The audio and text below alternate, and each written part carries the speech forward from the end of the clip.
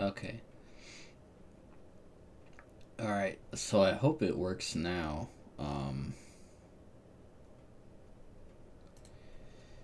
Yeah. Pretty much. Let's see. Let me double check my settings. And make sure that everything's okay. What? Why is it just stopping? My gosh.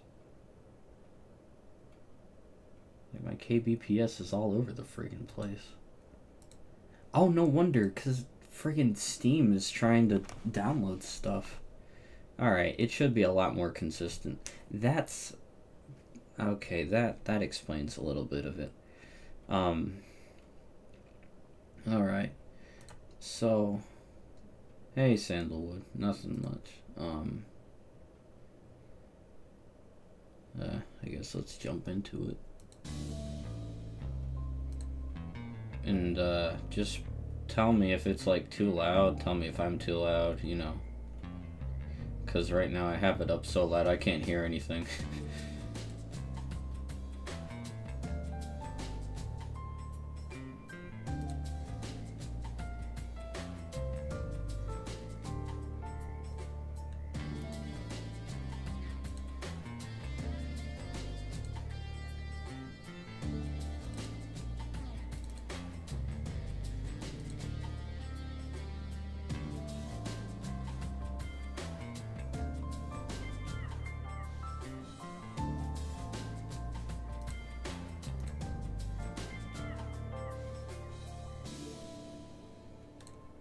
I'm not sure about that.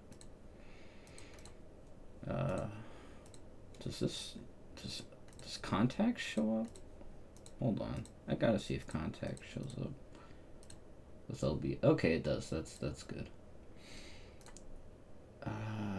Where'd I put my drums? Oh, that's the saxophone. That's a violin. I got rid of my drum. Did I really? Why did I get rid of that? I could use that. Oh, no, duh, they're right here.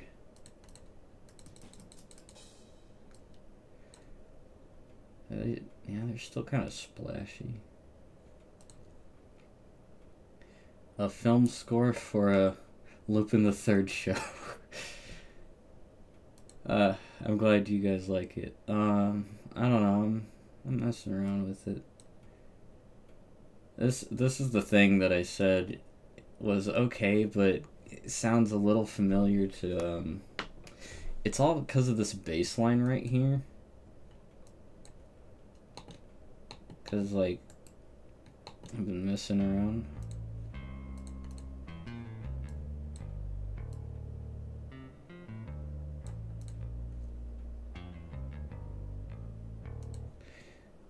And a friend of mine pointed out, "Well, didn't you do the same? Do a few notes and take a break, and then." And I was like, "Yeah, I guess you got a point." The main draw of this though was the piano. Like, I like how warm that is, but I'm not really sure what to do with. Oh yeah, I remember. So.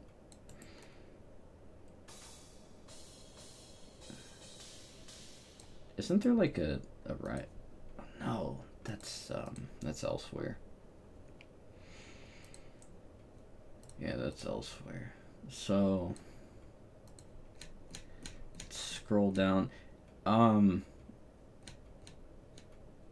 My contact probably looks a lot different from a lot of people's contact. Yes, I did pay for this.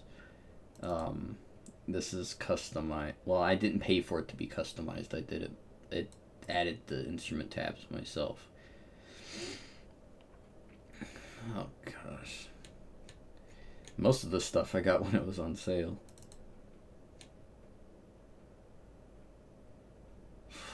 But geez, thousands and thousands of dollars. All for me to click on some notes. What was I looking for? Metals. Foreman? No, actually, no. No? Yes. Because this is the one that has the, well. Where is it? There we go. Now clear that out a little bit.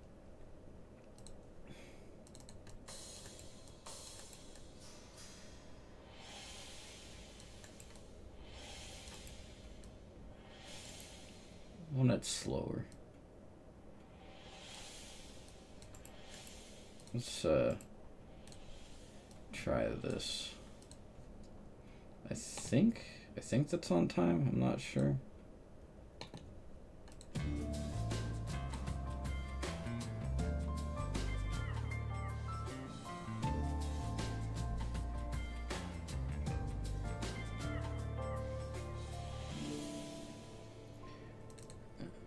Close.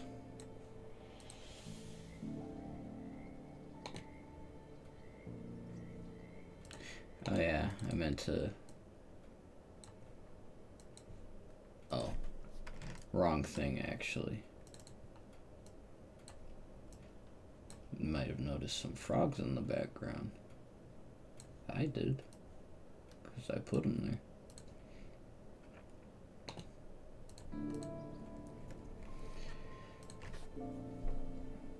So, building atmosphere is very important.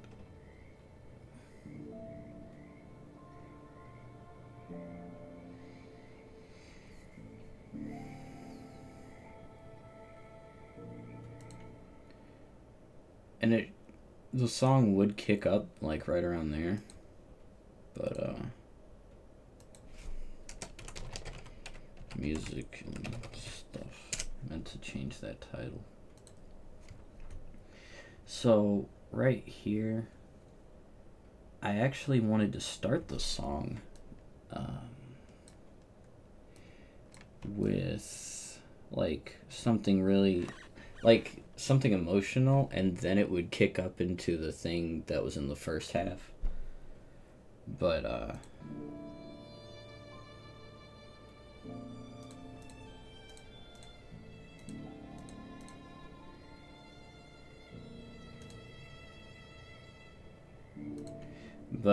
I don't really have a place for the violin thing right now.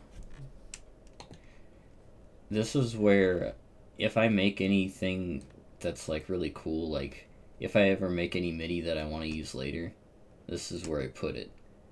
It's just on a, I guess you could call it like a dummy track of sorts.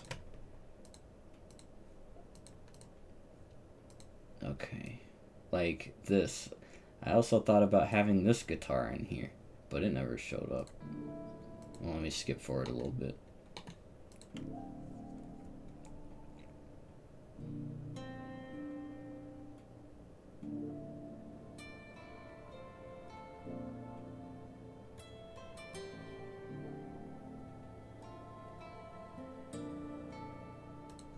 Because it's got that really like splashy reverb on it. And that, you know, this is a free guitar. It's from Pettenhouse. But anyway, the way that you get it all splashy like that is I've actually put it into user, but you go to factory, surround, and then you just, where is it? Special Hall.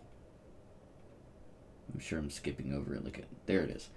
Special Hall, and then anywhere from -6 to like -11 to 13. Like that's a solid range to get that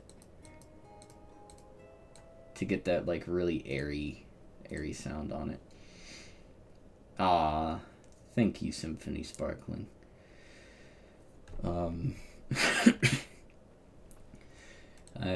I try. I don't always succeed, but I try. But yeah, I think right now the goal with this song, and the reason why I named it Ahead, or at least the project file, is because I've been, I don't know, I've been feeling down a lot as of late. Like, a lot of stuff's been happening. Switching jobs, working on music, and then turning around and being like, oh my gosh, why didn't I just do this? Or why didn't I put this in there? And, you know, I don't. I guess the reason why I work on so much, like, negative stuff is I connect so much more with it. I mean, even right now, I don't have my light on. I never, I never have my light on. I always just have on one lamp and that's it. It's, it's kind of weird. Like, I just, I'm always in a really mellow or dimly lit, uh, lit, gosh, I can't even speak tonight. Dimly lit area. I don't know. Things are just like that. Um, like I said, if you guys have any questions, just fire away. I'm probably going to be messing with this for a while. The goal of tonight wasn't really to get much done, it was just to enjoy myself. Oh, so these ARPs right here, well, these are actually from a sample pack. But what I do is I go over here into my file structure and I get stuff, I get all the samples, and then if you open up the mapping editor, you can just port all the samples into here. So like, gosh, what is this? Where's the saxophone? I'm not going to use that. Even though I really want to use this. Because I bought it for a reason. I intend to use it, just not yet.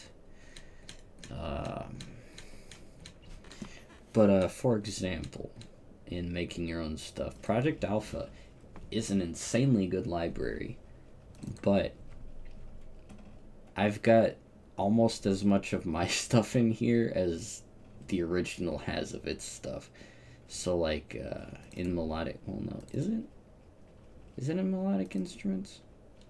Yeah, I've got like all these patches that I made. Like, for example, with the Mistaken album, and actually with some other albums. Oh, wait a minute. Okay, so I just released Bury Me not too long ago. This was a patch that I used in that. And let me put it on the reverb channel. Here is what it sounds like.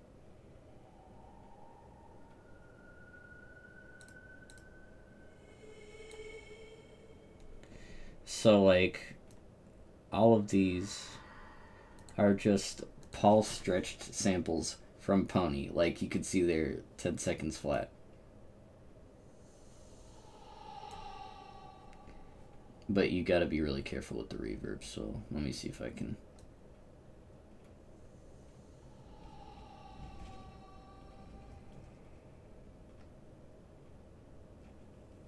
It's Paul stretched, so it's gonna take a little while. But yeah, you get the idea. There's a lot of cool stuff like that you can do and just put it into contact patches. Whispers, this was one that I used in the background of Mistaken.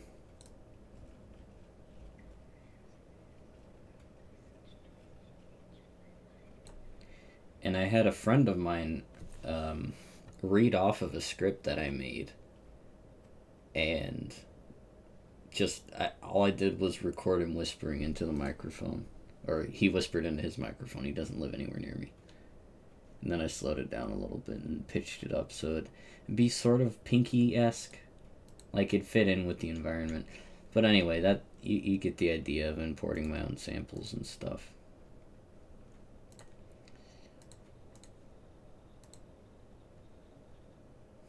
I wish I... Oh yeah, Alpha Cent Omega. Let's... Oh gosh. I want to load this up and see what that sounded like.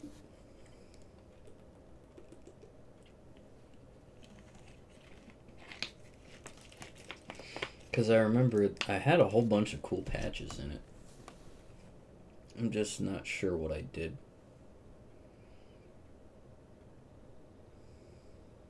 And this was originally gonna be for this picture. Let me get the window capture. That,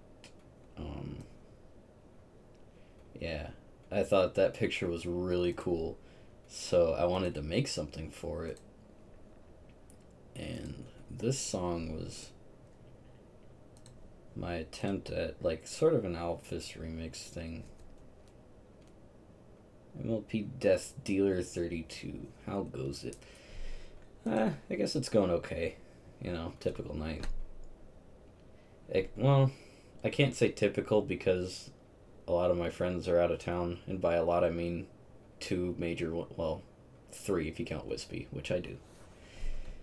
Oh gosh, this does not look good. Because I know that's the art for Hotland. What was this? Oh yeah, I never did get the percussion for this worked out. What is this? Glitch bits, get out of here.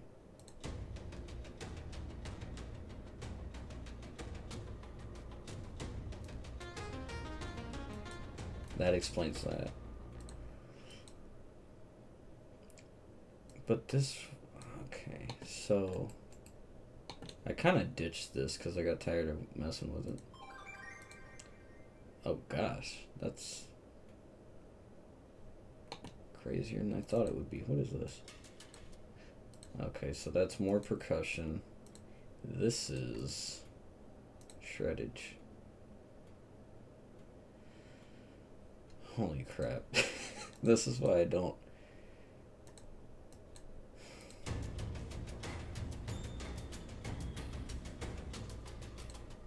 Yeah, all I had was the percussion for it. I didn't have anything else, like anything else.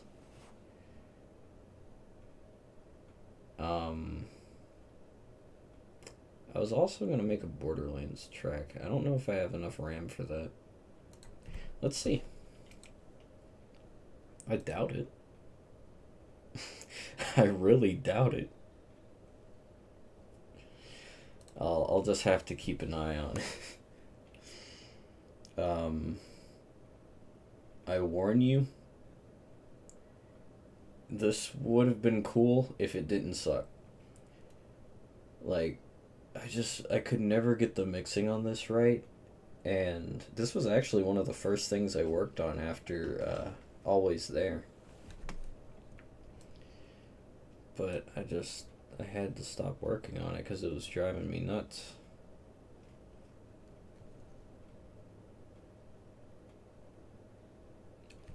But the thing that it was meant to be was like a Terramorphous-esque boss theme.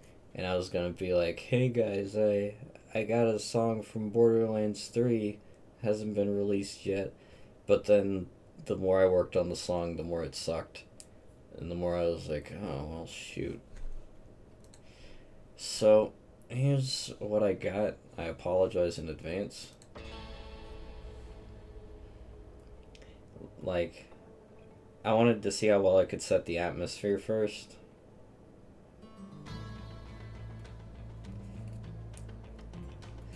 And there's the Terramorphous guitar.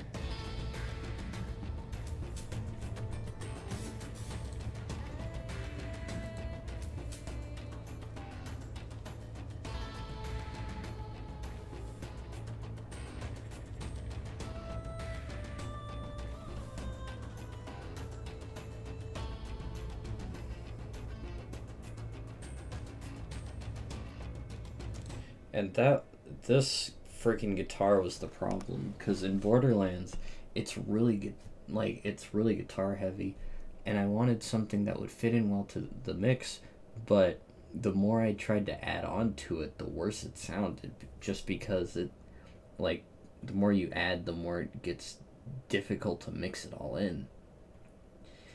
And it's like, yeah, it started off sounding okay, but Ugh. I tried for a freaking week on this, and I just kept running into a dang brick wall. And then with this, I thought I was gonna go somewhere with this, cause the song I showed you first, this is sort of like that, but not really. What did I do?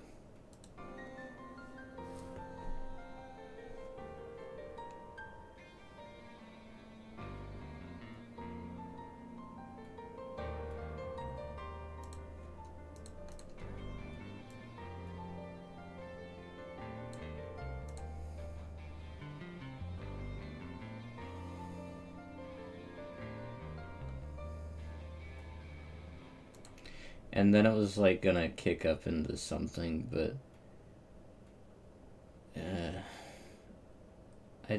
I couldn't get the drive, you know? Like, I feel like as of late when I've been working on music, it's, it's just, it's like I want to make something, but I don't know, it's like the drive that I used to have just isn't there. And I go through this, like, it's nothing unusual. Every musician goes through it. And I have several times before. But it's like, I guess, how do I put this? It's sort of like going hungry for a while. It's like you've been hungry before, but doesn't feel any better to be hungry again. And it just seems like it goes on forever, you know? When you just keep coming up with stuff that doesn't quite hit the mark. And then it's like, well, I could try again. And then you try again, and that idea, goodness, I can't talk. And that idea is not good either. It's like, jeez, you just rack your mind. Wait a minute, I know what I can show, and it's called Here.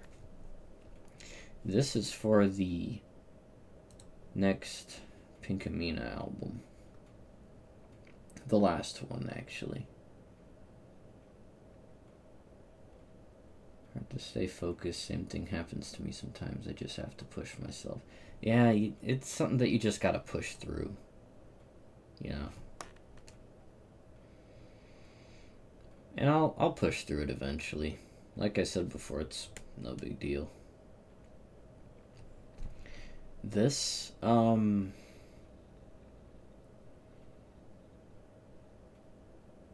this is going to start out unpleasant. There's no easy way to put it. The gist of it is Pinkie Pie is waking up from the end of the last album, which was Mistaken. And the plot of this is the past two albums were dreams, but they were dreams for a reason. Like, it isn't just, she wakes up and, oh, everything's okay now. Because when she gets back into the real world, she starts noticing some things, and some things start disappearing. And there isn't much that I can reveal, except this is going to be a very deep, introspective, just a very in-depth look of the self and figuring out, like, who am I anyway? So, like I said, the beginning's going to be a little unpleasant, but it has to be. Now, come on, load the sample. There you go. Sometimes it doesn't load the water and it's makes it hard to get a good render. So the whole thing just ended. And she's just trying to snap out of this. She's so close to snapping out of it all.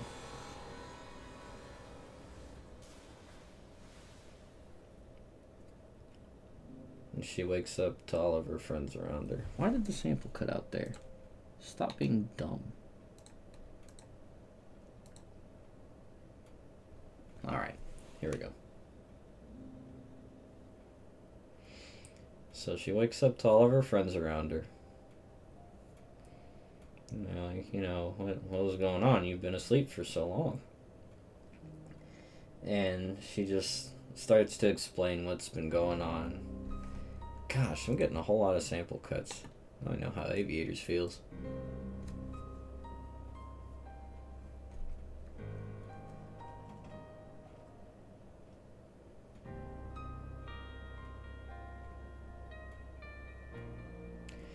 And I tried to go with kind of a Twin Peaks feel here.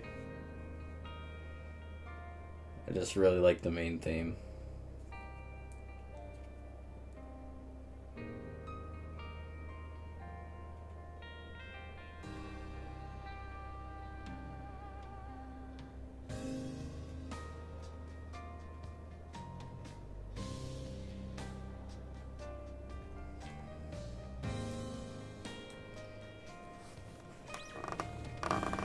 And she's still catching up with her friends.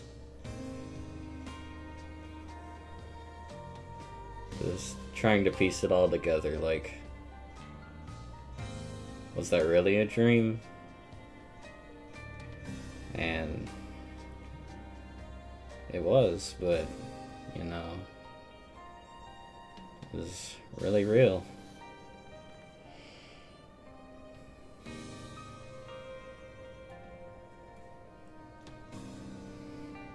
But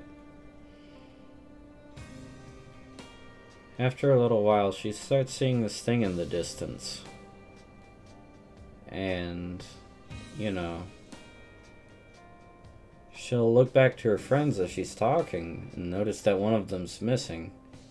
But, you know, she figures maybe they just went to go get something. But she looks back at this thing in the distance and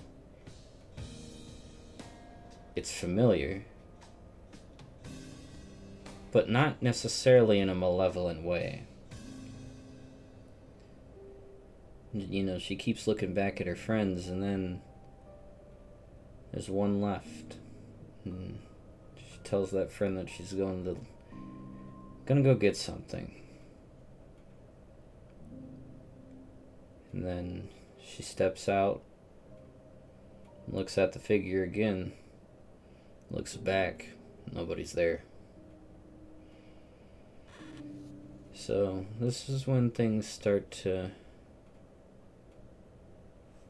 get a little weird. But that's just the setup for the album as of right now.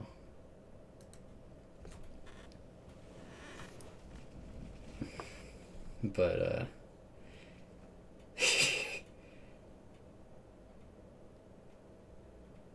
oh gosh dang it. Yes, it is the real me. Yeah, this is how the album's gonna begin. And like I said before, as opposed to being purely like purely horror based, I wanted to do an album a long time ago around this song I made called The Concept. And basically it was just Fluttershy daydreaming. But, you know, I wanted to play around with it and see what I could do, especially because I had been getting a lot of criticism that I wasn't branching out enough. And I wasn't like, I was being too repetitive, which I was, and admittedly I still am, and I'm trying really hard to remedy that. It's It's a little harder than you'd think. But this is sort of a continuation of that idea of just looking back into oneself and trying to figure out who you really are. But in this case, it's a little more complex than that because there are multiple personalities at play, although the Pinkamena you're thinking of isn't the Pinkamena that's represented here. And I will detail that later on in the album. I can't give any spoilers right now because I mean it is a story. I feel like it's a good one, but it's just me. I've talked it over with some of my friends. They like the idea. But I guess I could talk about the song itself for a little bit. So where is it? Yeah, the guitar thing you hear here. This is just. I mean, it's practically just Twin Peaks with the shift from happiness into melancholy. So I tried to keep that going throughout the end of the song, especially the end. There's this really cool thing I got called Octomorph. No, that's the other thing. But it's called Octomorph. And there are so many good patches in this. I mean, you can mess around with the stuff yourself and make just really cool stuff. But if you want, like, unsettling ambience,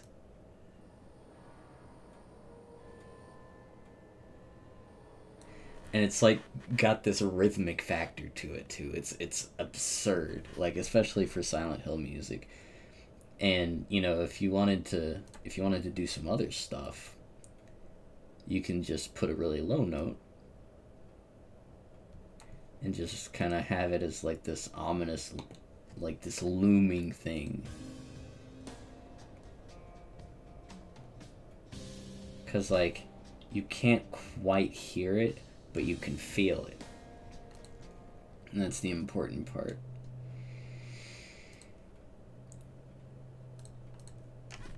But as far as everything else goes, like this whole section, I don't know, I didn't have anything specifically in mind other than just try to make it sound good.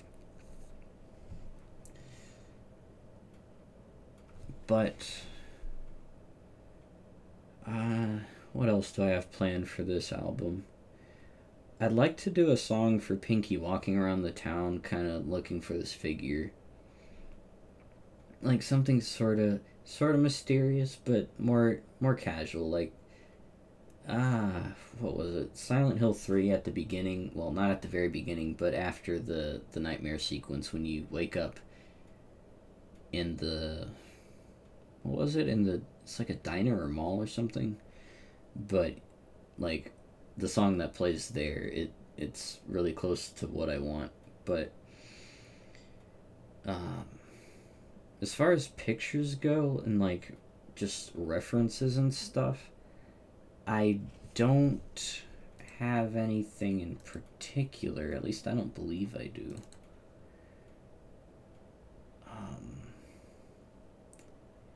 Crap. I just thought about something. I do, but I don't know where it is.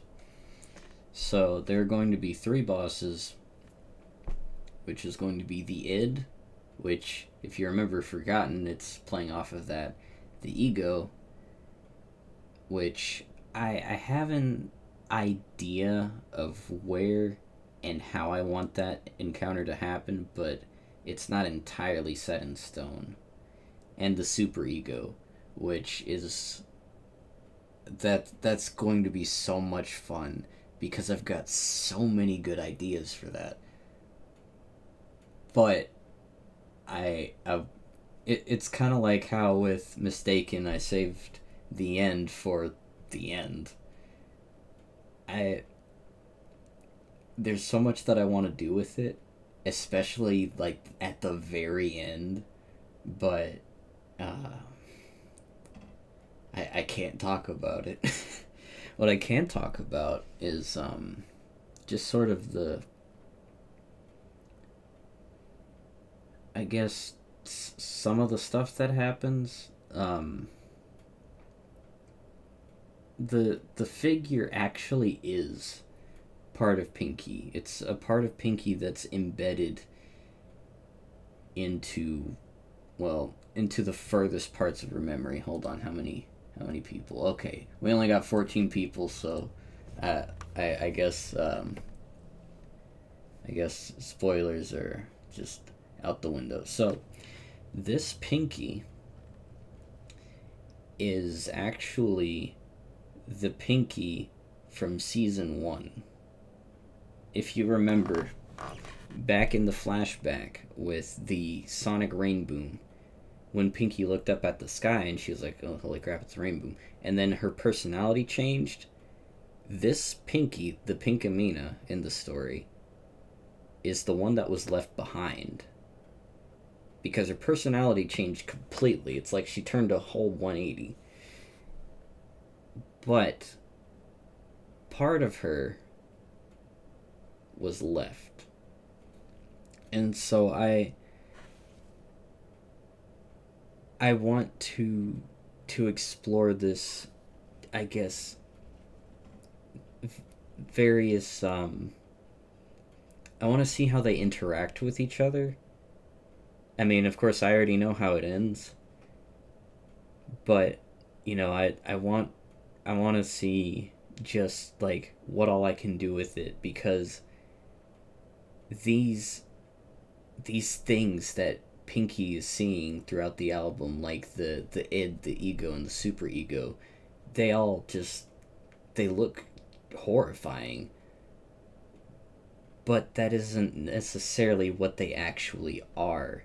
This is just it's like Pinkamena trying to show Pinky like this is what you think you're seeing, but it's not at all what's actually there. Like I'm not who you think I am, even though I might be. And the whole album is just Pinky trying to come to terms with who she is, who she thinks she is, what's in front of her, and what's gonna happen. So I've been thinking about this for a long time, but I'm really excited for where it could go. But that's pretty much all I can say without spoiling like everything, because that factor in it of itself is, it's a pretty big part of the story, but also it's necessary for understanding like the just how stuff is supposed to be conveyed in the way I'm trying to convey it. Another album I'd like to talk about doesn't really have a name yet, but I uploaded a song not too long ago called In the Know.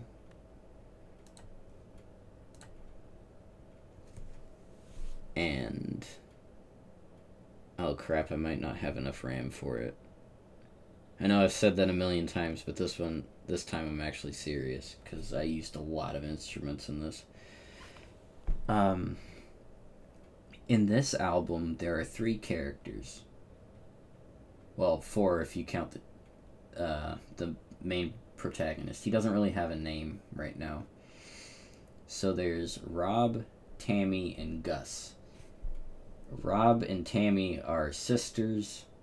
Rob is spelled R-O-B-B-E. So it's kind of like Robbie, but it's not. And they're both cats, and Gus is like this. If you've ever played Final Fantasy, imagine Ifrit. It's like a fiery demon-esque thing, but shoot, there's so much stuff to explain. But if I can load up this entire track, or this project file, I mean, then I might be able to explain some of it. I'm at 74%, so I'm doing good. I'm only at 11.7 gigabytes of RAM. But the first part of the album, or the album itself, is just the main protagonist interacting with these three characters. He's going to meet Rob last, and there's a good reason for it. It's because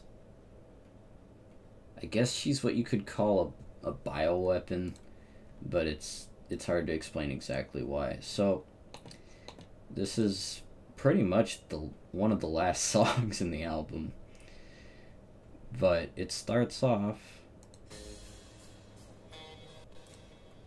like kind of like a Western showdown, a little bit. I'm not, like, the guitar could use a little bit of work, but like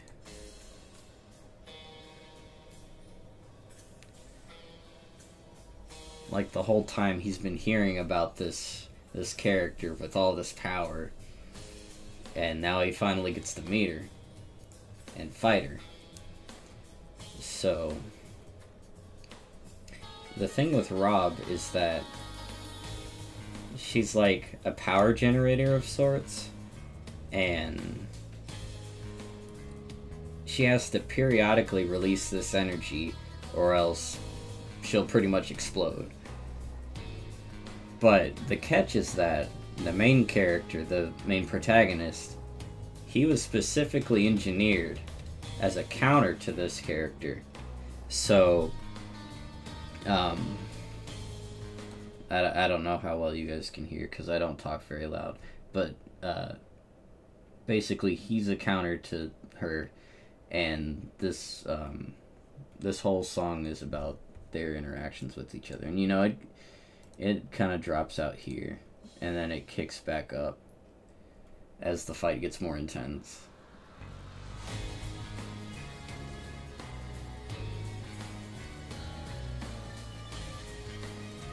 But chances are you've already heard that. Maybe you haven't, I don't know.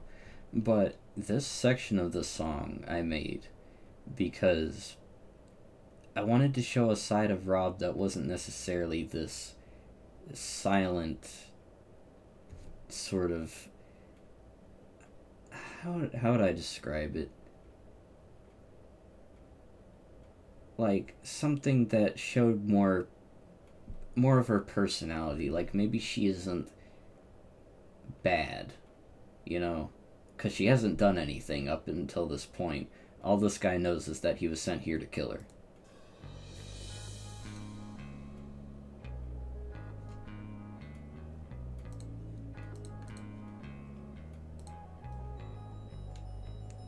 Oh, there's the bass.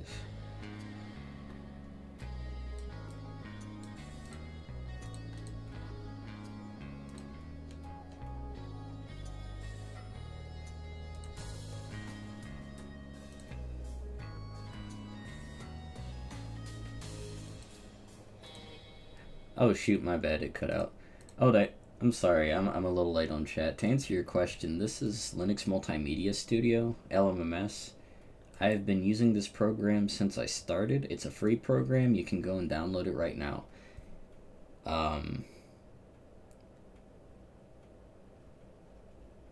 It's probably going to sound like crap because if you notice, everything I'm using is Kontakt. Like, everything in the song is Kontakt. And like it comes with stuff, but maybe you could make chiptune with it if you're really good.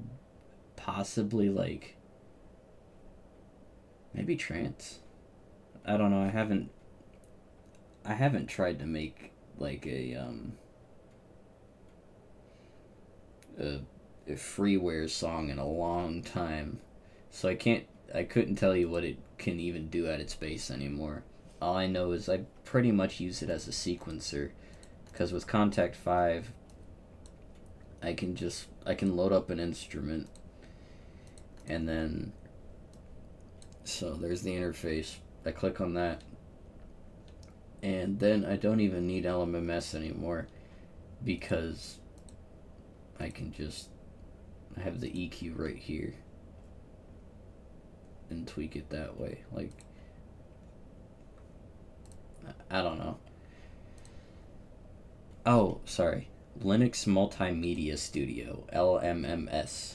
If you search up LMMS, you should be able to find the website. It's readily available. But, shoot, where was I? Sorry, it's a little late. Haven't had enough of these.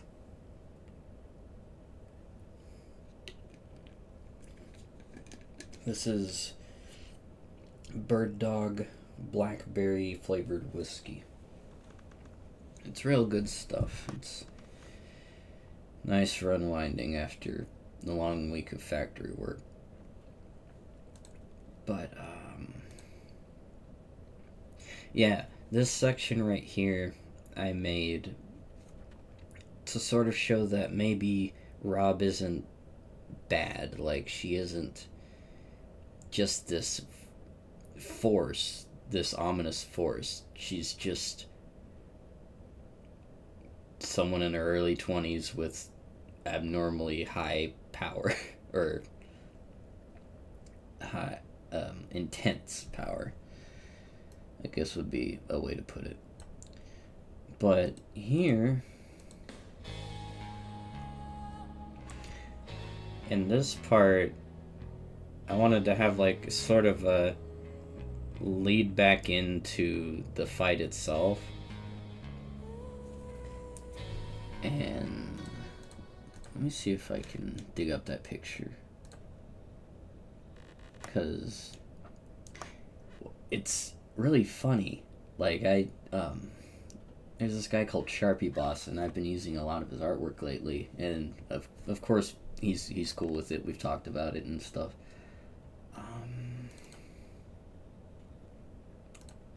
But he made this picture called In the Know. And let me swap to it on OBS real quick. This is the picture. And the second I saw this, I was like, you know what?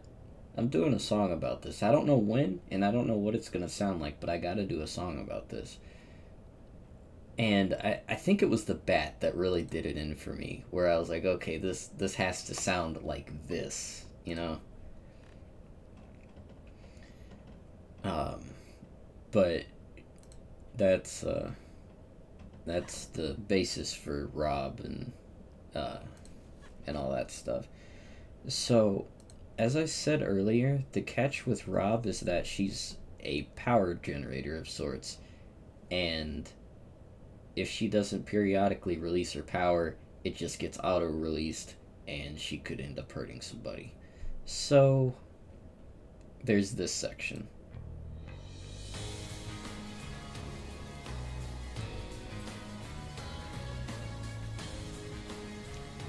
And this is, you know, sort of toward the end of the fight. But this is after some pretty awesome stuff's been happening. But right here, something starts happening. And that's when Rob realizes that she hasn't released her power in quite some time. So she starts the early phases of just exploding, which would kill everybody.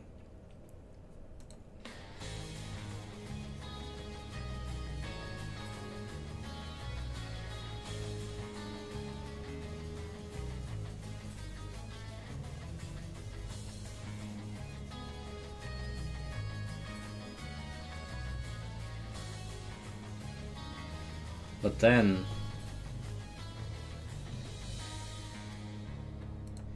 right around there, the protagonist figures out what his power is, and it's to effectively neutralize her power, so long as they are in direct contact with each other. Like, One touch is good enough. He doesn't need to sustain that contact for very long. But, um, yeah, that's where that whole section came in. Everything is still in the works for that. There's a lot of stuff that I have to go back over and like really figure out before I start on this. But the general feel of it, if you've listened to I Fall and Denouement, just it, the album's gonna have kind of that feel to it. Really laid back, really kind of jazzy too. But yeah, I'm excited. I mean, I'm excited for a lot of stuff in the near future, such as my marriage on July 14th. That's something that's happening. I I don't know. I feel like everyone else is more excited over it than I am. It's just the next step in life. But sadly, the fiance is out and away right now. She's a teacher. And she's, gosh, I can't remember specifically what it is, but she and some of the kids in her class are doing this competition of sorts. And she won't be back for a little bit. And then Frozen Nights at his convention in Winnie City. I wish I could have gone to that, but I just don't have the money for it right now. And I'm not exactly broke either because we just got paid, but I don't really have the time to. No, I don't have the time to drive up there, even though I would. Because any convention's a fun convention. Well, almost any. I've been to a couple stinkers. But, yeah, I don't know. I guess I just made this stream to test out the webcam and ramble for a bit. I don't know that I have much else to talk about other than just what I'd like to do with music. I guess I could show you guys some stuff that I got, cause earlier I was working on that thing, which I will pull up again. And oh, I guess the family's home.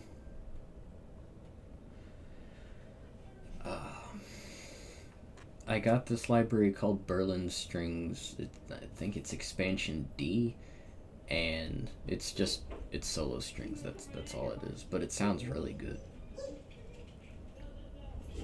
And that is our dog Belle. She's a bull mastiff. She's really big, like really big. But she's very loving and caring. She smells bad, but she means well. Ah, that scoring guitars, that reminds me. I was gonna work with Aviators on something, possibly. Because, he was showing off a new song as of late, or his recent stream. And he described it as a descent into insanity. And I thought about it for a few seconds and was like, you know what? I like what you're doing, and I feel like I could really positively contribute to this. So hopefully we can get that started. I don't know. He's a busy man. But I don't know, we'll see. I got a whole bunch of junk to show him. That's for dang sure. Oh yeah, so this library sounds really cool.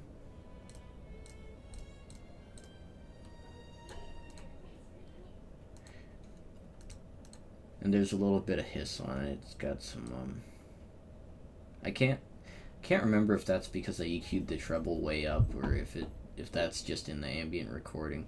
It isn't really that noticeable though. So you got 5 mic positions. For the sake of this song I only use 4.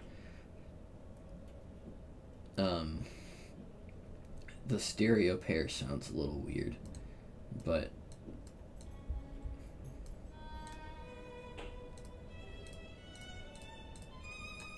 if it sounds like a little funky, it's like if you hear anything like ducking out, it's probably because I'm streaming. But I really, really like the way that it sounds, and I also like that you can change from X fade to velocity because it lets you do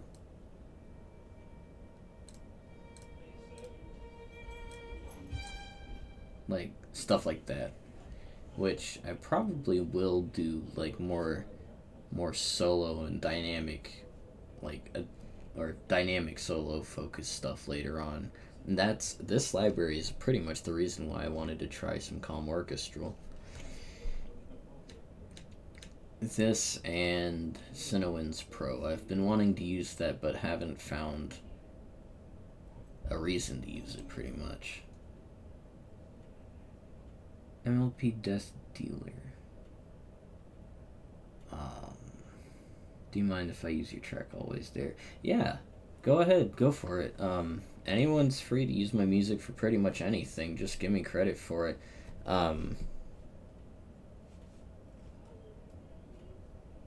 There are specific things like when people ask me about putting my stuff in a game. You know, if they're selling the game, obviously that I would like something for that, like just a small cut of like a really small cut of the profit or just an upfront payment or something. But if it's just for like a YouTube video or a project, I don't care. Like, you're more than free to use anything I made. And shoot, what was the other thing? Can you give me a quick, super quick and dirty kind of how you make music kind of thing? Okay, so here's how it starts out. Let's take this and move it way the heck. Actually, no, let's not do that. Let's take this and move it way the heck over here. So this song started with this.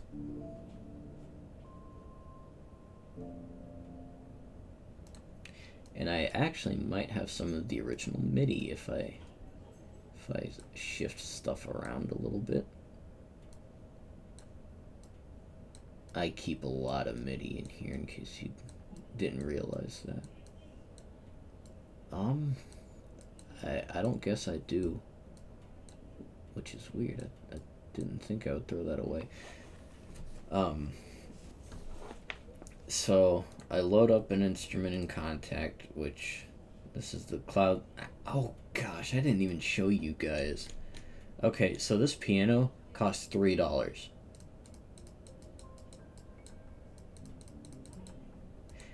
And I've gotten so much freaking mileage out of it. Like, hold on, let me show you a bass patch, like what that's supposed to sound like. 11, that should be my normal channel. So let's go back down to it. Alright, so what the heck? Stop it. Why are you doing this to me? Okay, well, let's clone that track. This is the beta for the new LMMS. It's a little funky in some aspects, but overall it's, you know, it's not too bad.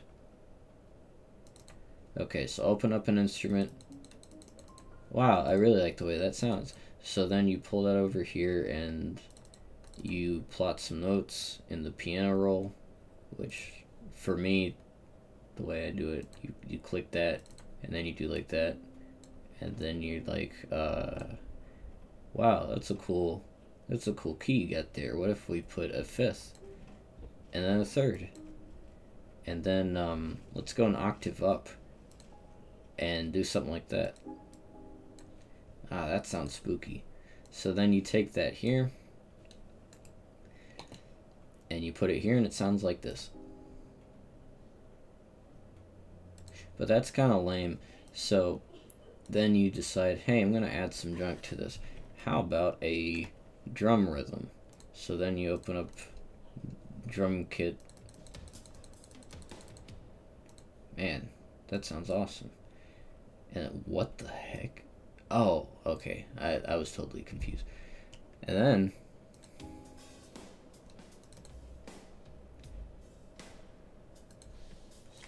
I can't even tell you how long it took me to actually figure out how to make that, because it's a mixture of 1-3 and 1-4, or would that be 4-4 and 3-3? That's the trouble with music. Like, there's so much that I don't know, and very little that I do know. All I know is that I got into. I just play by ear. So, oh, hello, Cartoon Kitty, and welcome back, Charlie. Sorry, I'm being so laggy on chat. It's just I don't have two monitors, and I have LMMS like full screen right now, so then you got that, and it sounds kind of sucky. So then you're like, oh well, all right, let's put some ambience in there. And it still sounds bad.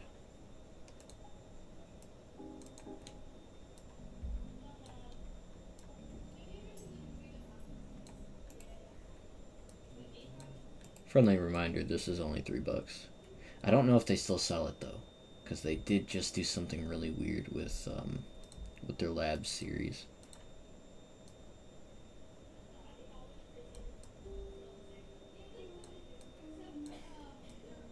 This is a very common chord progression. You can hear it a whole lot in Toho, especially.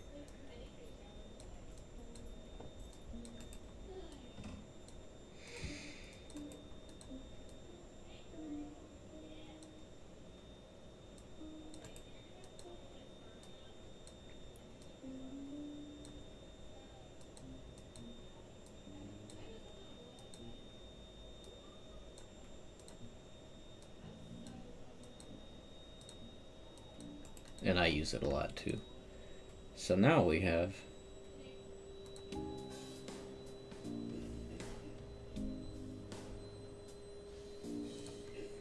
which, you know, okay. It sounds alright.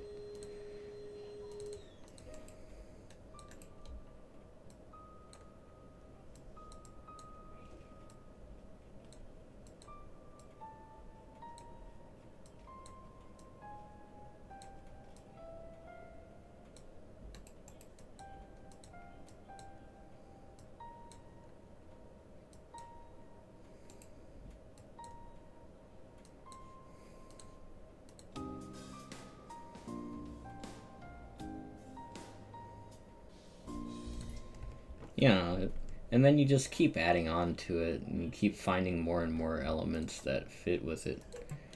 Like,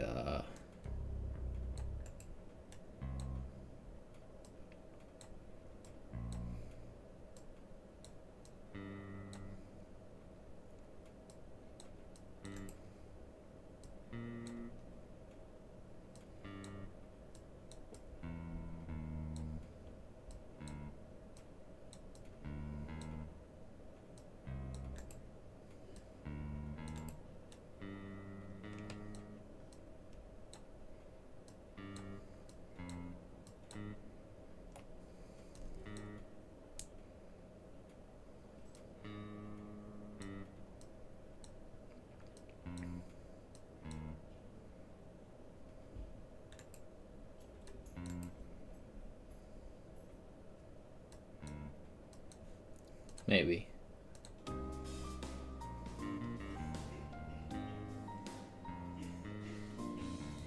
I don't know. It's, you know, you keep on finding more and more elements that kind of fit with it, and then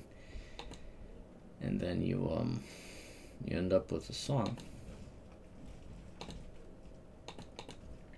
which is how I got to where I am now with this one, which sounds like this.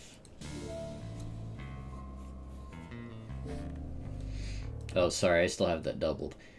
Well, okay. I'll finish playing the preview of this. Oh shoot, I forgot to save that one change I made. Whatever. I'll finish showing the preview of this, and then And then I'll talk a little bit more about that piano. Let me check. Cartoon Kitty. I'm impressed with how naturally this seems to come to you. Never actually seen a musician making a song before. I mean, I've been doing this for about almost 6.5 years now. So, you know, I guess it's a little, it's nice just being able to be like, oh, well, I have this idea, I think this should be here, and add some of this, and then you just start adding it on piece by piece, and then you end up with this.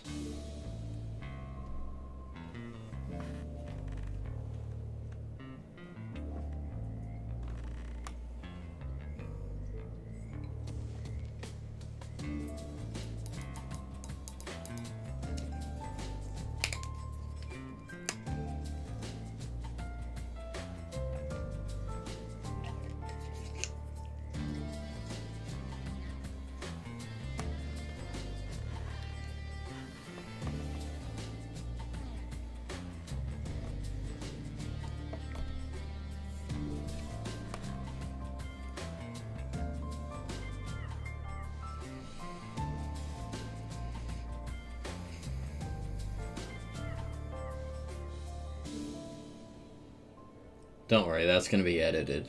Like, I edited it earlier, but didn't save it.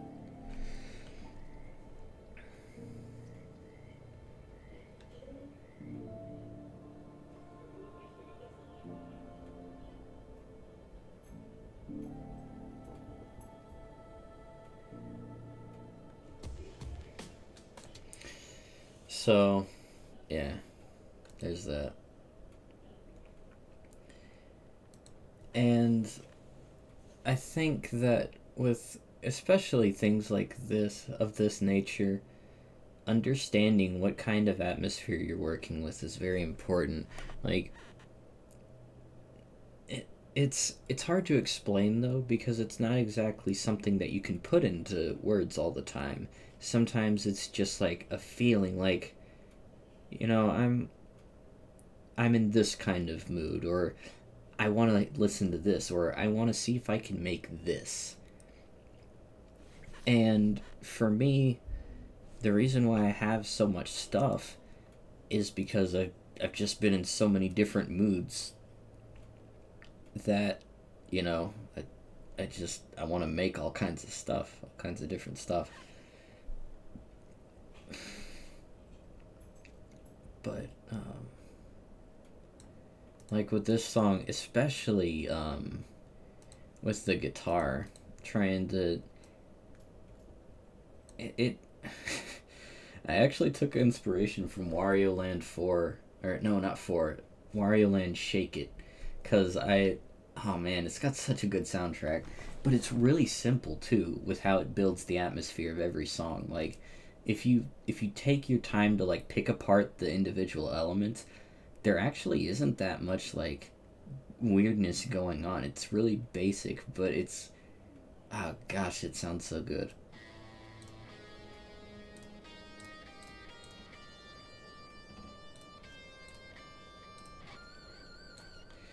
Um, Getting this to fit in with a more chill vibe was a little difficult. I tried to subdue it a little, but you can't really like round off the upper edge of it without taking away some of its presence. So I just kind of made it echoey and hoped that sufficed.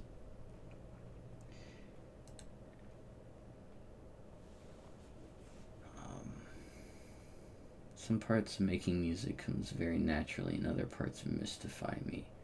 Oh, and MLP Death Dealer. Sorry I didn't answer your question. Have I seen the season 3 finale for Star?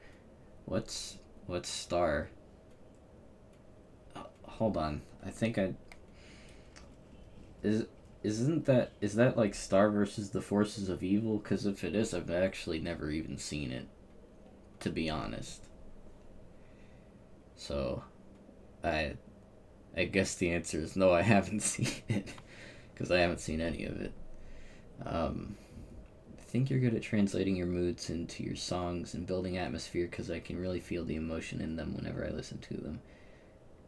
Also, I love your Vast Valley track. It's just incredible. Vast Valley was so much fun to work on. Like, that was at a point in my life where I was like, you know what? Maybe I can take a step away from Pony for a little bit. Because there's this image. There's this cute little image with a friggin' bus and the goofy looking forest in it. And oh my gosh, it's just adorable. I gotta find it. It's in my fiction folder. Bus Shelter, it's called. Window capture. Where is it? Yeah, this one. Oh my gosh, I saw this and I was like, this looks like so much fun to compose for. Like, oh gosh. I gotta do something for it. So, I did something for it. I, I don't know what else to say beyond that. I took a look at the picture and I was like, yep, I want to do something because that looks like a lot of fun. Because at the time I was really itching to work on a platformer, like doing the music for a platformer, and I thought that that would be the perfect thing to do the practice on.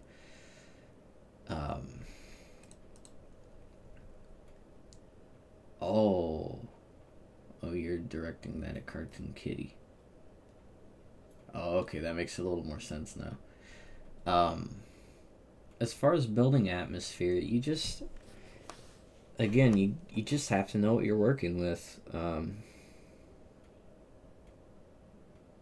It's not obvious to everyone because everyone approaches atmosphere differently. Especially if you listen to a lot of Flutter X's stuff, he does a phenomenal job with atmosphere, but his approach is still a lot different than mine. With me, I prefer stuff like this.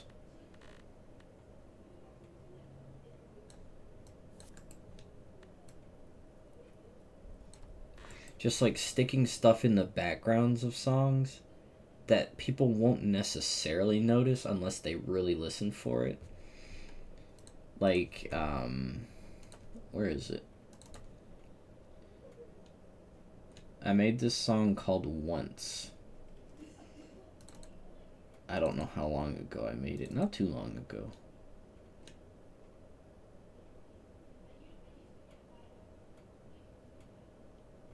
Actually, Carry On, that's also a good indicator.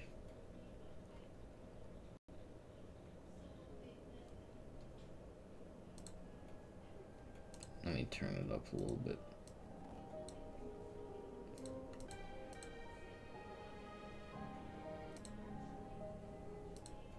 Where is it?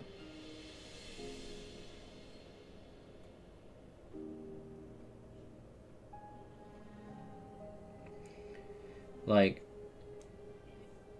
in this one, I worked really hard to just, like, only have traditional elements carry the song. But in Once, if I can find it, it's in LMMS. Got a lot of songs. Kind of wish I didn't, but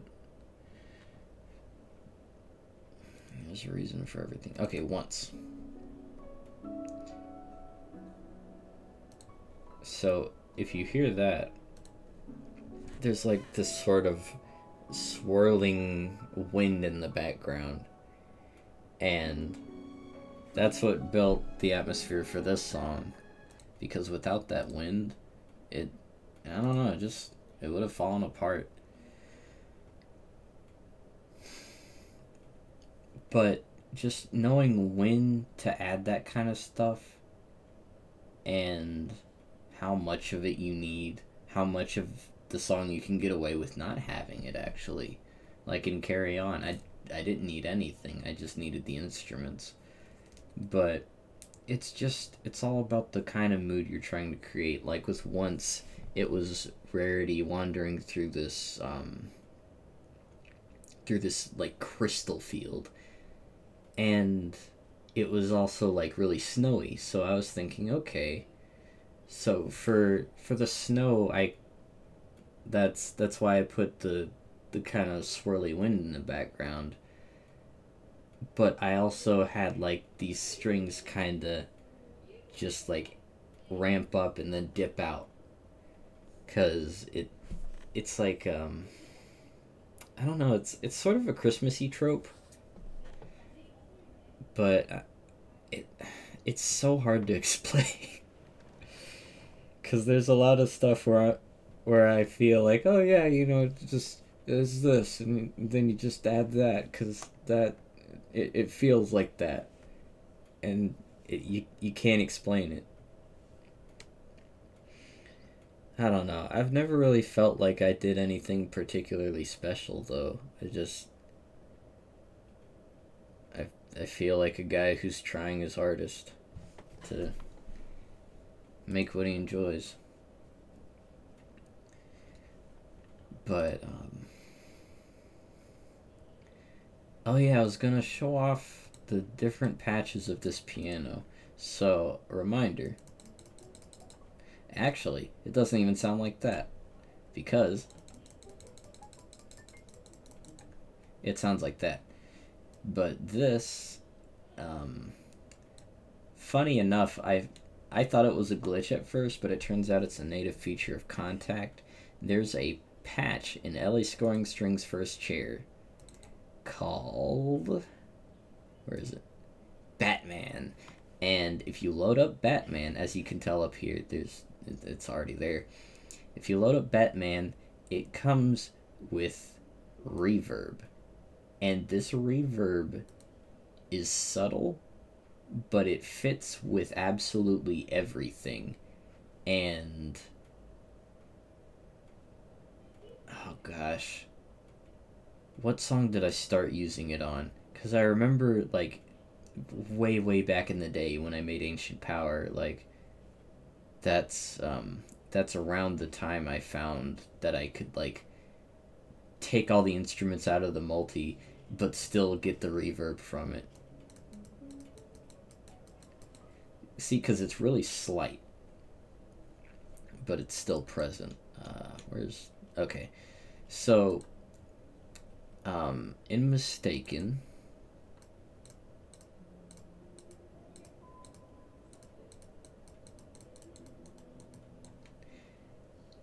that I can't remember if it was for the main theme or if it was for Submerged, because that song was fun to work on. There's a buttload of them. This one is one that I used for a lot of my earlier nature tracks.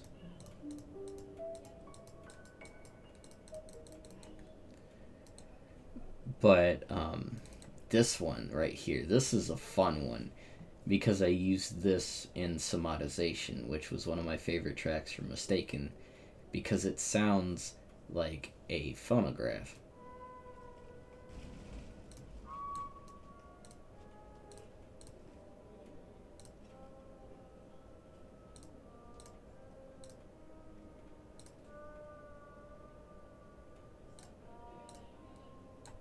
Especially if you like layer it with chords and stuff.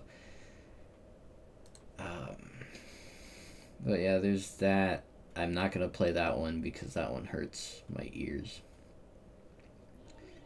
But I've gone through a lot of different pianos trying to find like the definitive one that I can just turn to whenever I need this piano in particular. And Clouds was the patch that I found that gave me the air and depth that I needed.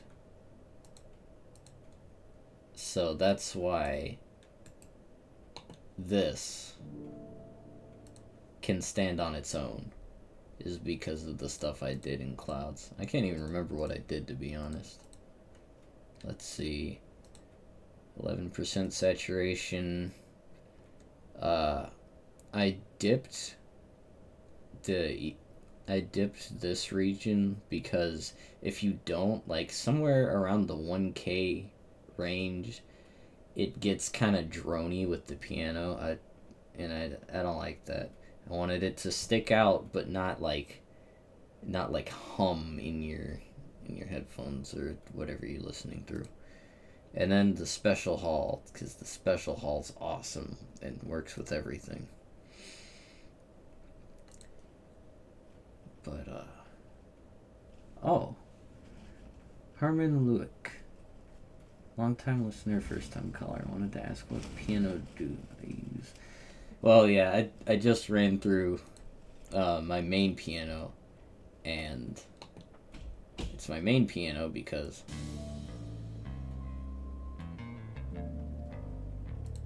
it fits in so well with everything. But the piano I used for once, actually, I have that. And another piano was what I used in another day, and that sounds like this. So the low end was kind of scooped out of it. I think it's bandpassed. Yeah, it's bandpassed. This one's bandpassed. And it's got some amplification on it so that it kind of pierces through the mix. But the one I used for once was this one. And I just called it another echo because there's an echo.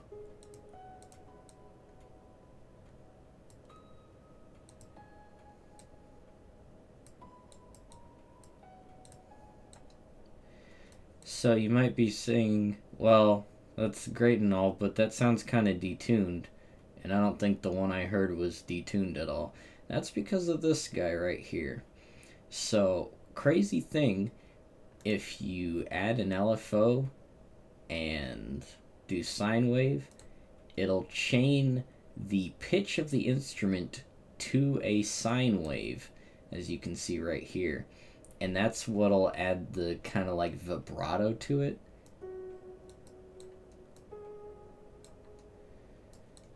And this determines like how strong the effect is. So, you know, but without that,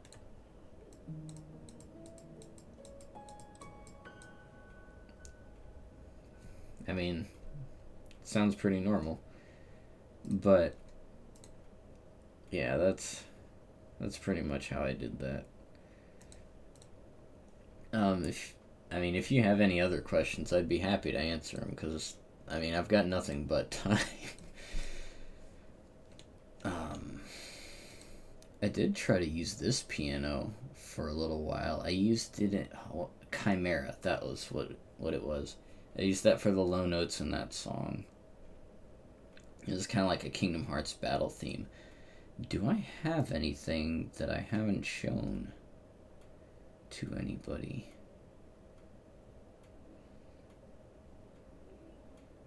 I don't know.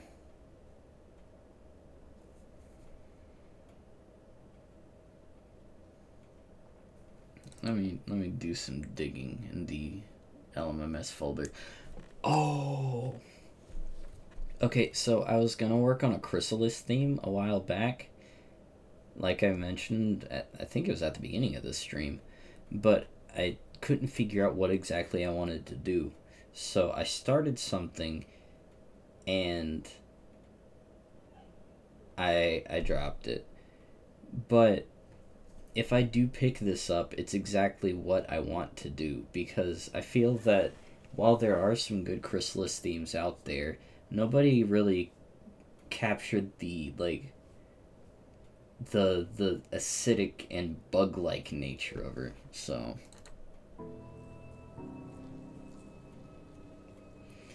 this is what happened when I tried to do that.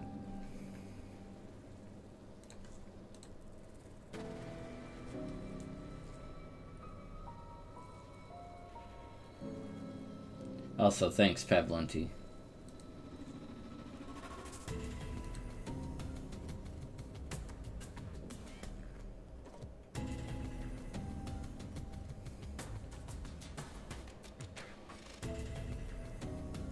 Actually, you know what? Let's work on this right now. Right now. Let's look for it. What did I call it? What is Chrissy? Because I feel like it's Chrysalis. I might regret this.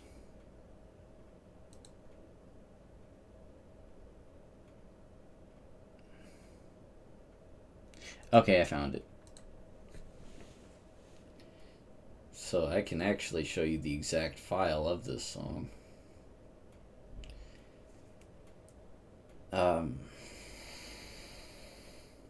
There was a lot of weird stuff that went into this.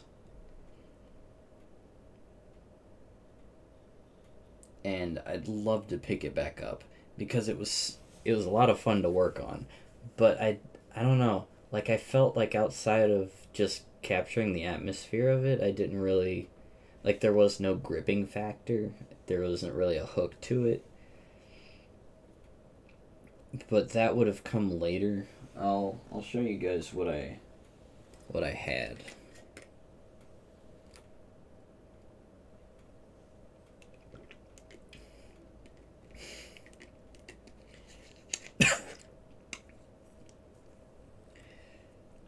I think I had too much in that one. This is 40%. Which, I mean, 40's 40. I got a friend who's thinking about selling me some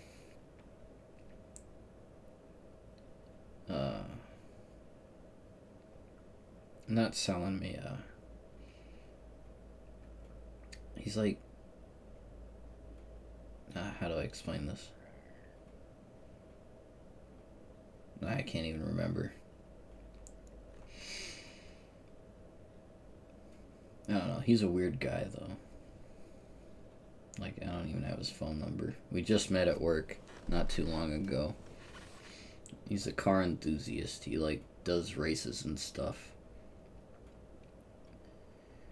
And there's, like, this big race over the weekend called Super Chevy. And it was a drag race. He came third place. Dude knows his stuff. Anyway. This is, I believe, yeah, this is the file, because this, I don't know if my voice just cracked or not, I really hope not. This is, where is it? By the way, if you guys have ever used Damage, it should not look like this.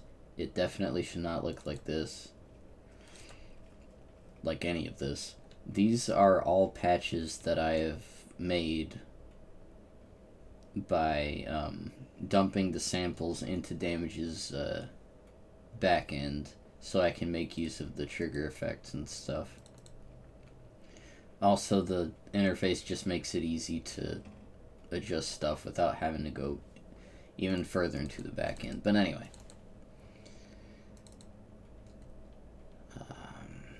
Synthetic Liquid. This is a library just of liquidy sounding things, but it isn't like from natural sampling. It's actually made,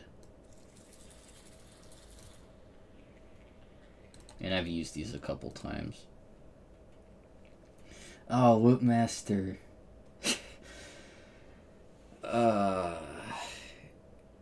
Goodness. Yeah, I'm feeling better, a little bit better. Feeling mixed as ever. That's another thing I'm a little surprised about. I thought I'd have at least one person being like, "Whoa, Radiark, I thought you were a white guy." But you know, it's not that shocking anymore. Anyway.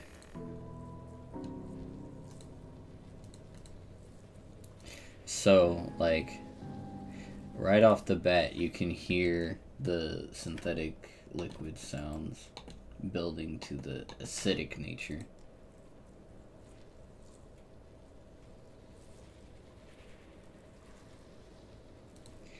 and I wanted to have this just be there throughout the entire song as like kind of a reminder that, you know, this is Chrysalis, you know, this is the queen of all the changelings. And I don't know, maybe it's just me, but I don't feel like anybody else has really tried that angle as hard as they could.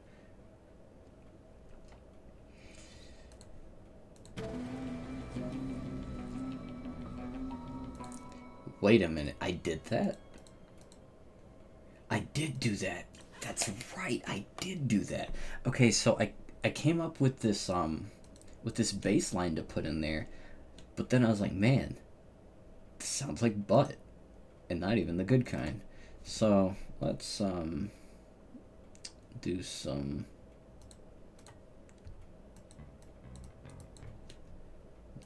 changing around.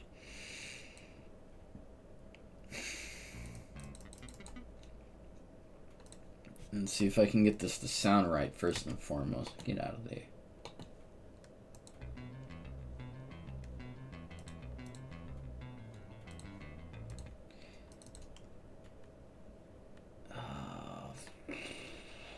That sounds a little funky.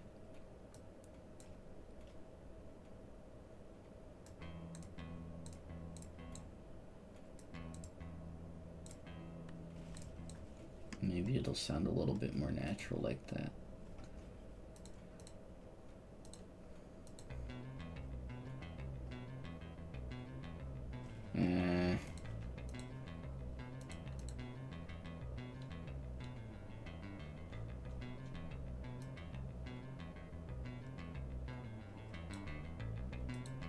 That's clipping. But I think, yep. Okay, let's see how this sounds.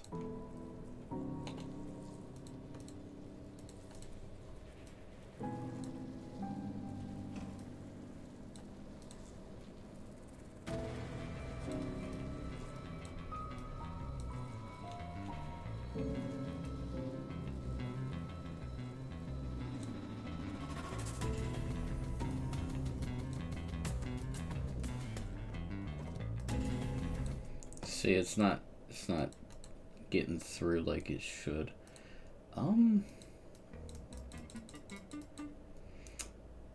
Saturation. I'm a dummy. Do I have, okay. Because you gotta go to group editor and edit all groups, because if you don't do it, it'll only pick like one group of samples. And it won't apply the effect to everything, so... yeah, turn it down a little bit. Actually, hold on, let's go back to the EQ. Didn't need that much of a gain, just a little bit. Just enough to, like, peek through.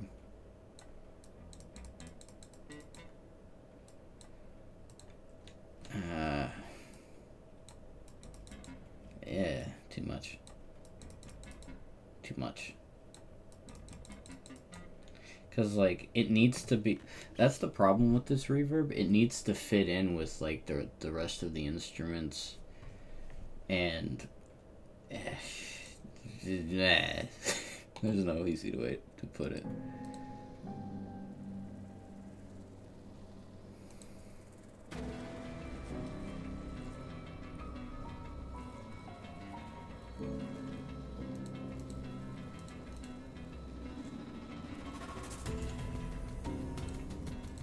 You know, if I doubled it up with something, it would probably be okay. Where is this? Is this... okay, this is what I've been using in a lot of my songs, like in Ex Machina, in Always There. Let's see, I also used it a little bit in Eleison and Kyrie. Oh gosh, it would almost be easier to tell you the songs it hasn't been in. But this is actually an LMMS native synth that I took, recorded, plugged it into Project Alpha, and then just amped it in the back end And now it sounds like that. So I wonder if we could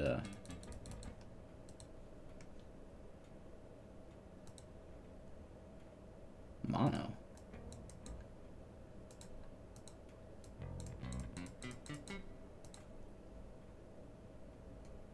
Preamp.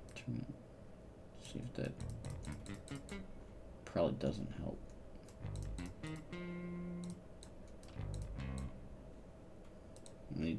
Okay, so I did double this later on with this.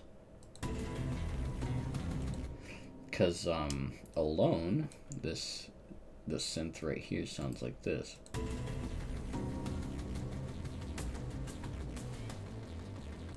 Like it's really like kind of nasty.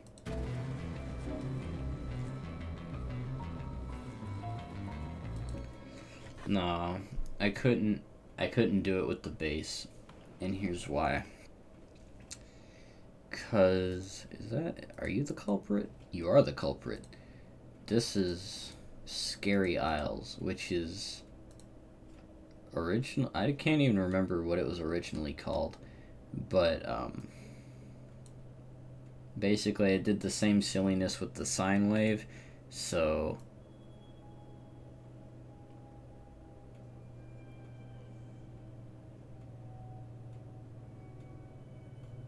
it, you know, it kind of messes around with the pitch of it. I stick that into some of my songs every now and then. But yeah, I'm likely gonna have to double that with shreddage. What is this? Neuro A. Oh. Oh no. I didn't try to do that, did I? I did. It's unfortunate. But no, I'd have to bring in shreddage, try to double it up with the sub bass. It's something that I would like to do live, but unfortunately there's a lot of stuff that just sounds stupid before you can get it to sound right. So,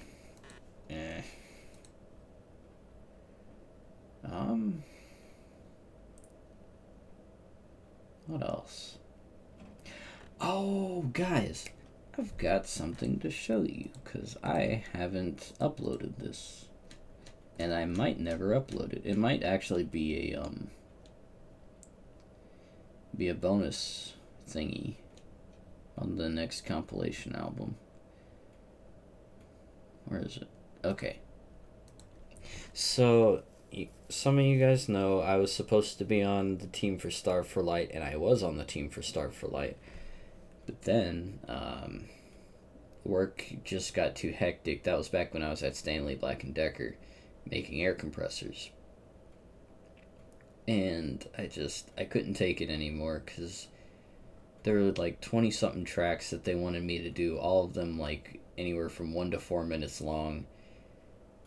And that's just, it's too much of a workload. I couldn't like just sit down and think, because I was just so bogged down with focusing on these tracks. So I made this because they had already paid me to make something, so I didn't want to leave them high and dry, because I'm not that kind of person. This was supposed to be for like a cave system.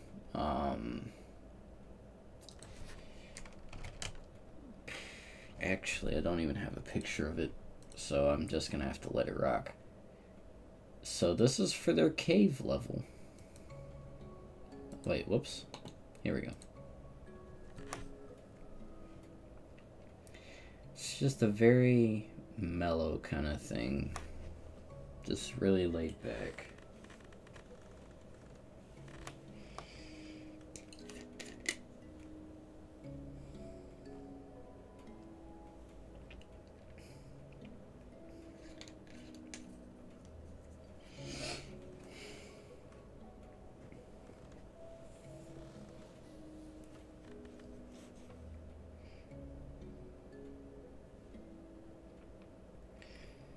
And you know, this is one of those times when I was like, should I be this repetitive in a game?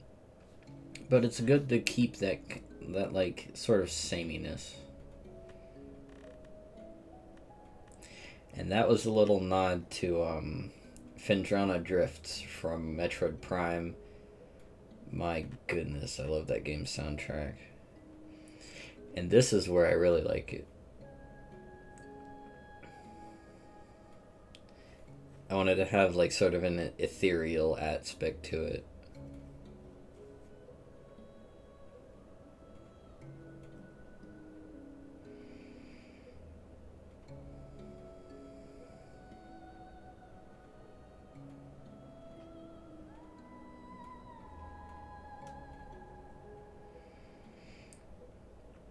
And everything you hear from here on is recent stuff. Because I did want to upload this, but I felt like it was a little too repetitive outside of the game, so eh.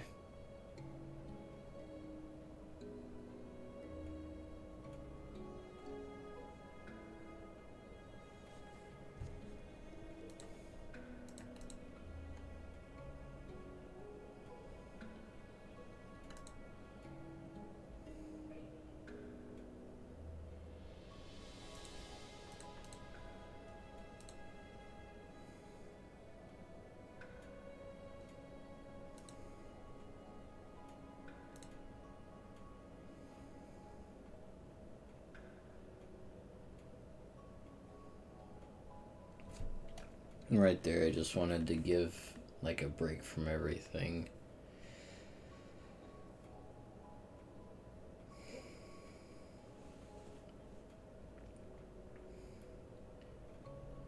I kind of wish I was still on the team, but I mean, it's too much work to take on at once, especially considering I wouldn't be able to take on any other work, wouldn't be able to do the stuff that I want to do, and considering I don't even know what I want to do, you know.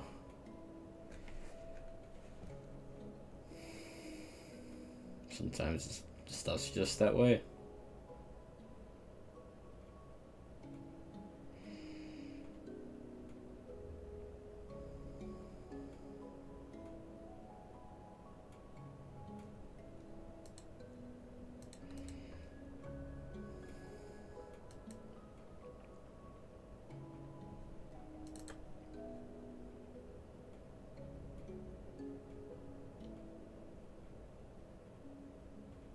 That's weird.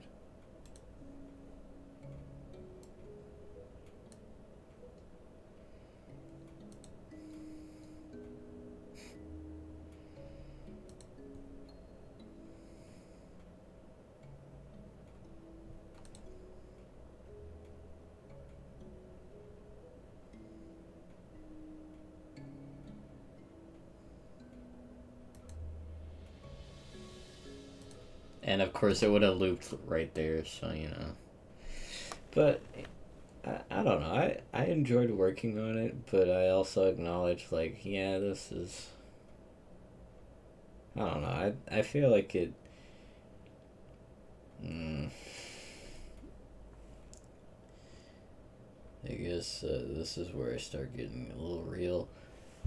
The thing about my channel is that I keep uploading stuff that like tells a story or has like a really strong hook to it and really like has a decent leading melody. I don't really do like these sort of ambient themes. Like if you consider Once and how it had this ambient feel, it did, but there was still a lot of other stuff that went on in the song. With this, I don't feel like I did that much in it, you know? So that's why I kind of wanted to relegate it to a sort of bonus track. But I am glad that it, it's enjoyed by people. Swift Shadow. This is something that I had been working on for a very long time. But Gosh, I busted my butt on this thing and I could never get in anywhere. But it was supposed to be a Luna battle theme.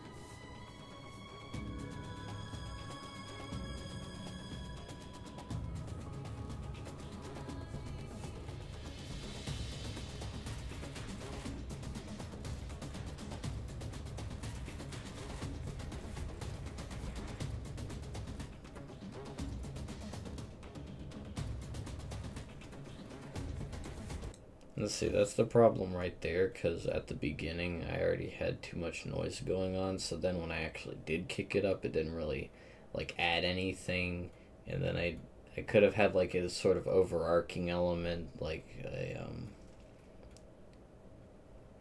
just a really strong lead synth, but I didn't.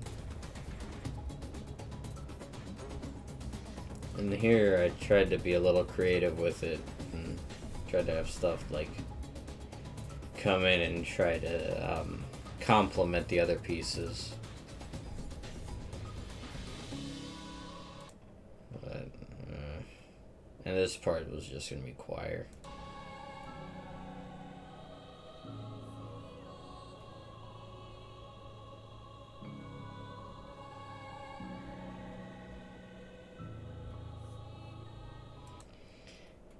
It was something that I really, really wanted to do something with, but I just couldn't figure out anything. It's like, what the heck? Like, what am I doing wrong? Of course, now I know I oversaturated it.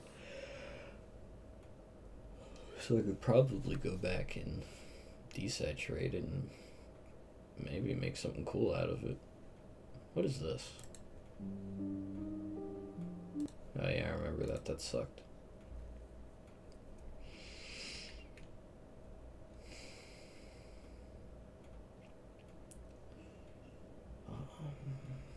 What is a part? Oh, that was I Fall before it was I Fall. Yeah, there's a lot of stuff I've got in storage. I want to try to dig up some more stuff. My LMMS folder, how many items does it have in it?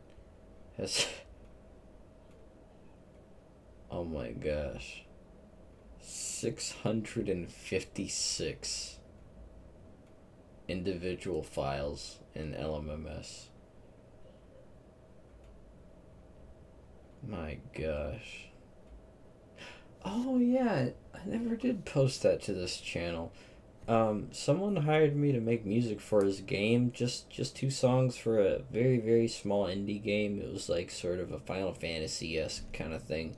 And he was like, "Okay, I want to make a dwarven workshop. This is the dungeon." And I was like, "All right."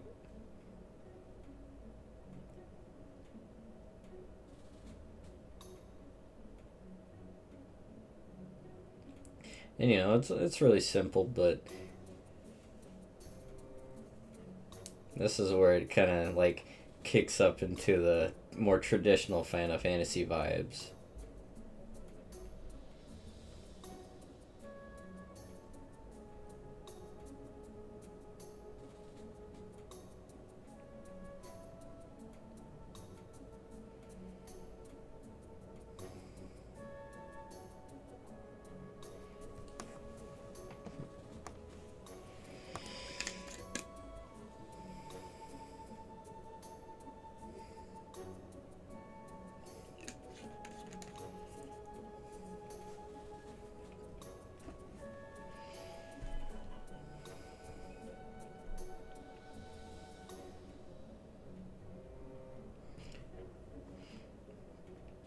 I mean, to this day, I still haven't even seen the game.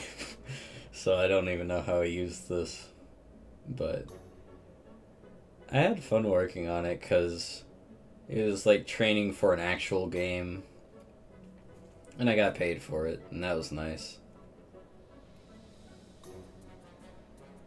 And this part was my favorite.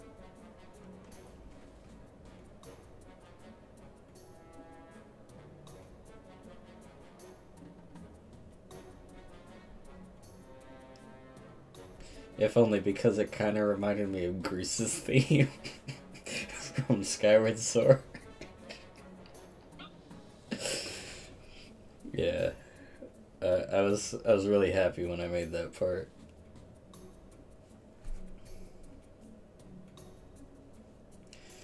But again, I haven't even seen the game. I don't know where you put it in. Okay, I have to ask. I know you have your Patreon. Is there any place you could donate? Actually, you can. If you really want to donate to me, where's my thing? PayPal. It's like a PayPal.me thing. Okay, there it is. So, copy. Yeah, there's that. I mean, I'm thankful for anything I get. You really don't have to donate, but you know, I'm extremely thankful because at this point I don't even know what I'm doing anymore with LMMS. I want to say that I'm creating quality content, but the more I peer into the outside world and see what everyone else is doing, I just feel stuck in my own little bubble. But at the same time, I feel like I'm making such I'm trying to innovate, but I'm just not sure if it's working. Oh yeah, and in addition to that, to that theme, he asked for a battle theme, to which I was like, okay.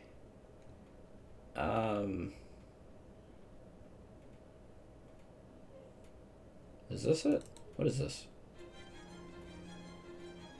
Oh yeah. So I gave him this.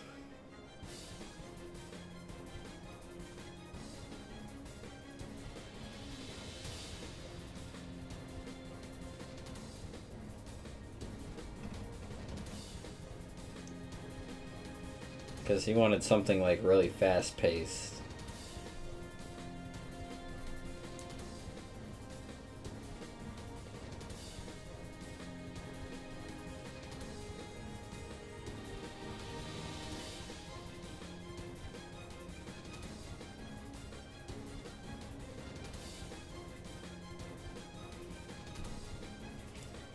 I can't even remember what game he wanted me to base it on.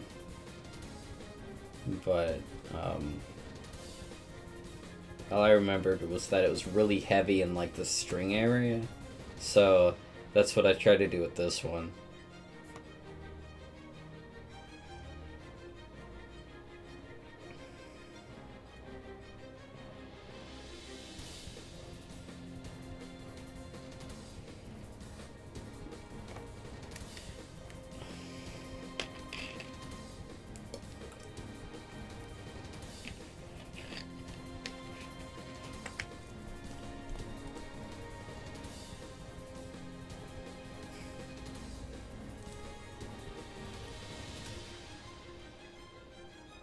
And this is where I like, it's like I can't even think of how to describe it. Like, I would say bridge, but it's like the breakdown segment where it goes into like the individual elements. And Spoost channel, to answer your question, I'm actually not working on much of anything right now. Like I was. I guess I could go ahead and reopen that. I was working on something. But, I'm not really anymore. I guess I could try to make a few edits to it before I call it quits tonight. But right now I'm just showing off stuff that I've never uploaded or put into, like, my bonus tracks. Oh yeah, I need to let it finish. Because it kicks into this segment that I like.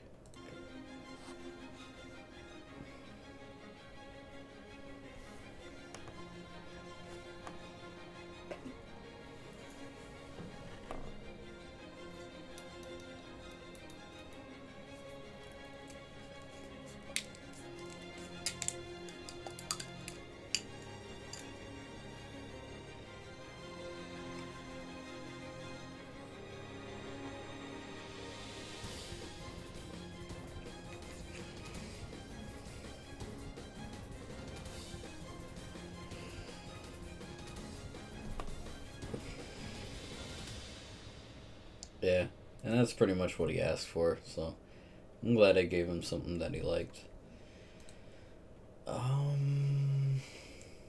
And Sandalwood, yes.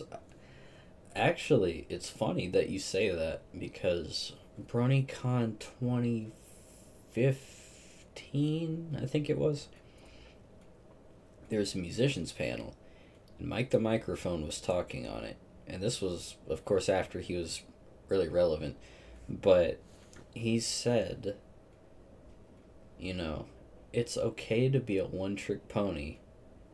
Just make sure that the one thing you're good at, you are the best at.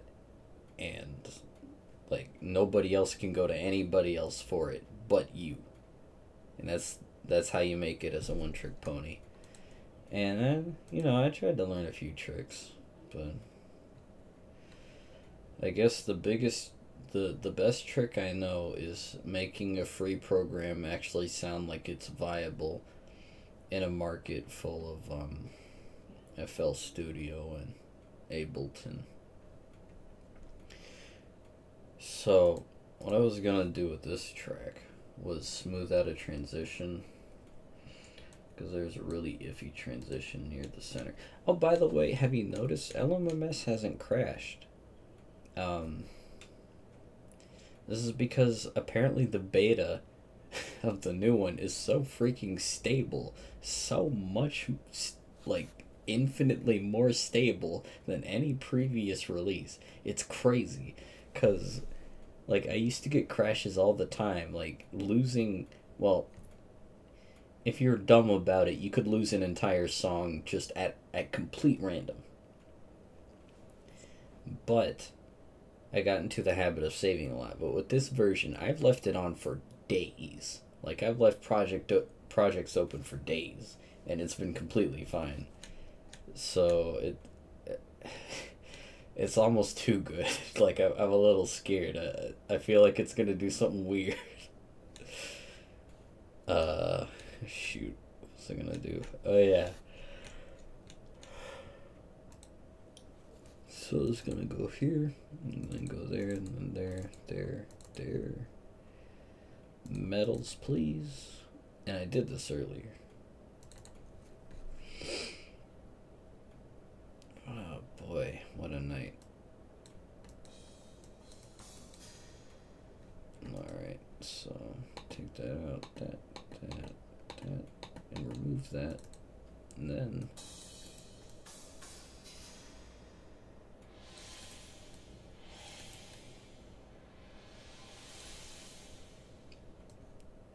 so now the transition should be good.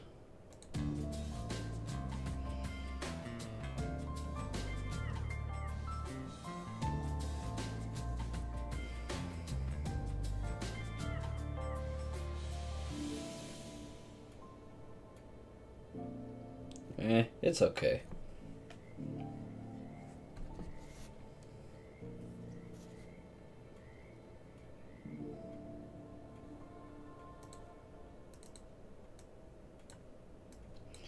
And I meant to stretch that out so that the the sample wouldn't just like cut out. Because the thing is, with stuff like this, sometimes the sample is shorter than you think, so like it'll end up like if I had chosen other samples right there and tried to lengthen it,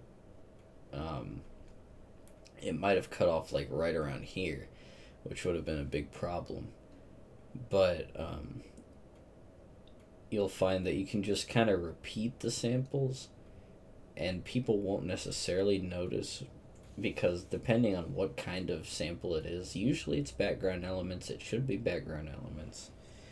But if it's like nature and stuff like that, you can stick it in the back of your song and people won't notice if it necessarily loops. But sometimes, like in sections like this where it gets all quiet and stuff, you want to like be sure it's a continually evolving experience.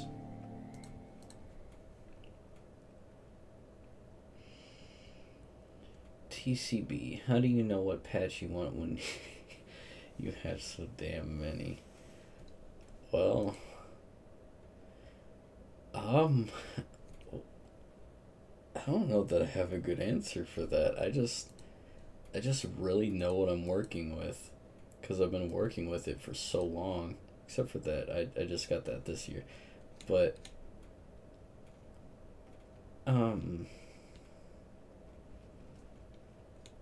that's a really good question, actually. I don't know how I know half this stuff. Like,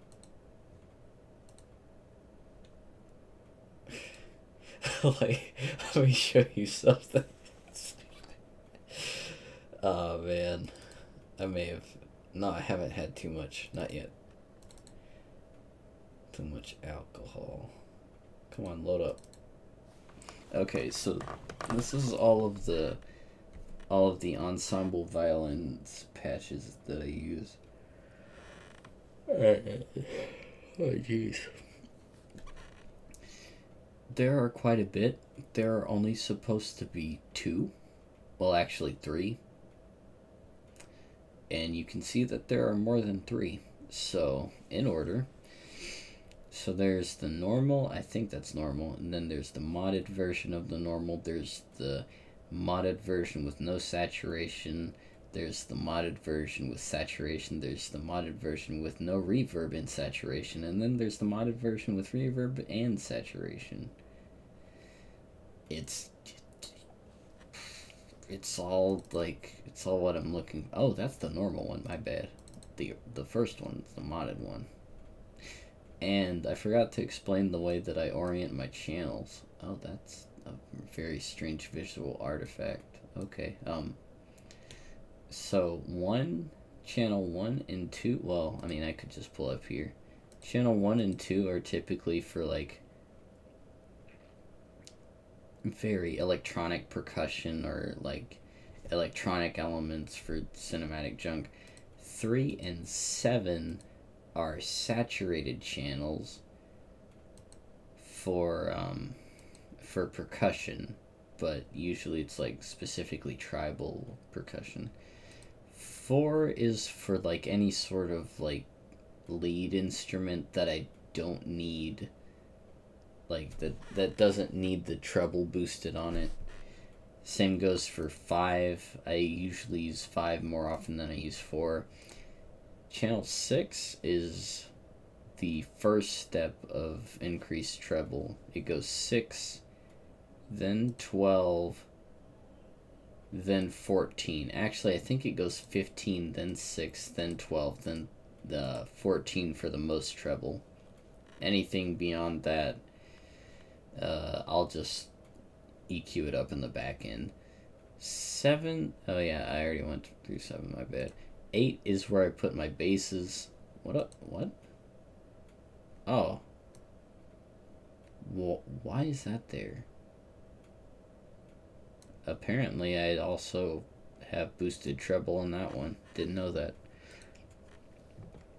9 is for things that really need like long-lasting reverb. 10 is for like a more smooth, kind of lush reverb. 11 is just a basic channel. It doesn't even have anything. Like, that's not activated. 13 is another reverb channel, but it's been repurposed into a treble channel. And yeah, that's how I do everything.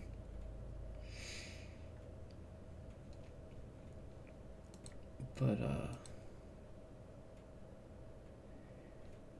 that's how I organize that. So this, okay, so not only do I have all these different patches, but the patch in and of itself has sustain, X fade, gentle, and then all that other junk. But we want to focus on the Mancini because that sounds like this.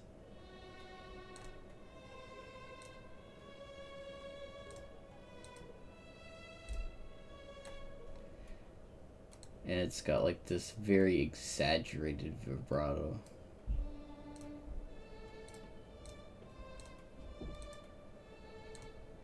And of course, if I actually had like a MIDI piano, it would trigger the legato samples and it would sound way better than it does with me just clicking the notes.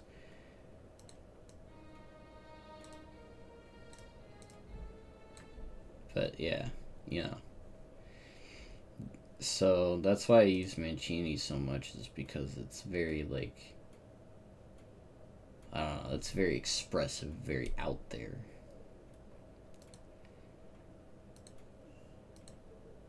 But I don't always know what patch to choose. Sometimes I just go with a patch and see what happens. Like Evolve Mutations 2, it should not look like this. But it does because I've got so many patches. I can actually show you some of my damage patches. So in normal damage, you have, oh shoot, I'm already in the dark zone. This is normal damage. You load it up, you think, how can I get to Equestria daily? Wow, that sounds really good, but how can I really get to the front page of EQD? Wow.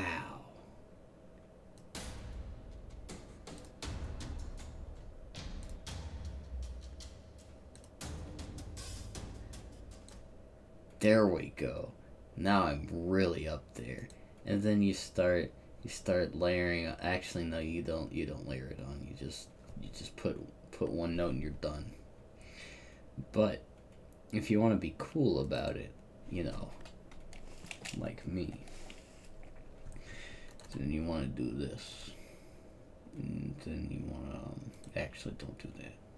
You want to do this and put in samples from something else in here that isn't the same percussion that literally everyone else is using right now.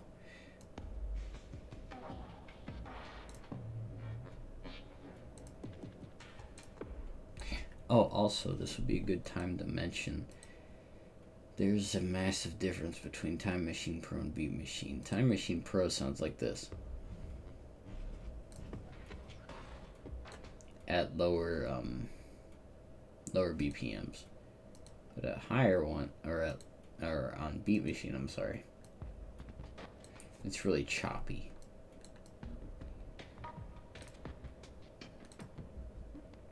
And of course, it's all a matter of what you want to do with it. But yeah, there's big drums indeed. Oh man, sorry I didn't see you go, Sandalwood. You have a good night, man. But yeah, I've got so many like different things like this. This ain't in damage. Actually, it sounds a lot like Drums of War 2. I'm not even gonna lie.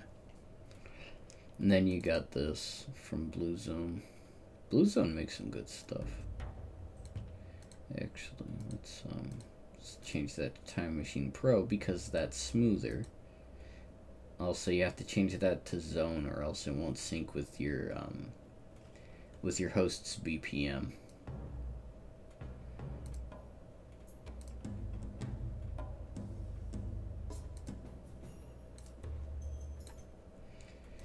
Now, before you're like, ah, but Radiarch, you suck because you don't make your own percussion, I will say, excuse me to that. Because I have had alcohol and I am starting to feel it now. But I will say excuse me to that primarily because this is a sequence that I have made. I didn't have to make it. I actually did because the song called for it. But you too can sequence junk like this if you just take enough time to listen to something. Like, oh my gosh, that almost sounded like the Fresh Prince of Bel-Air theme. That wasn't at all what I meant. I meant to drag over this one.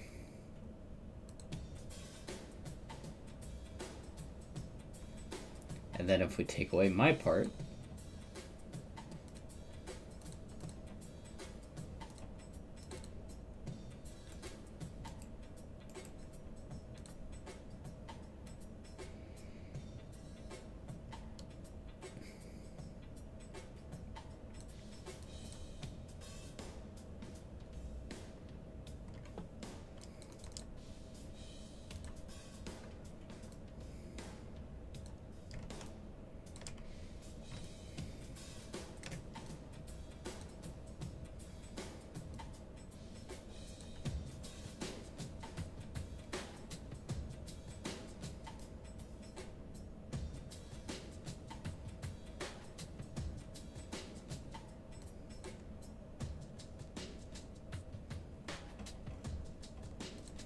I really like this this collection right here because it's got this like crackly nature to it. And they also have like up tempo where it's like a little bit faster paced. And that's cool. So you've got the 3 different layers of this song. And honestly, the way that I charted this was I went like this, then I went like this to make sure that I was plotting down the right stuff, and then I swapped it to thirds, and then I had to lay some of the parts like that to get it properly into, oh jeez, into swing time.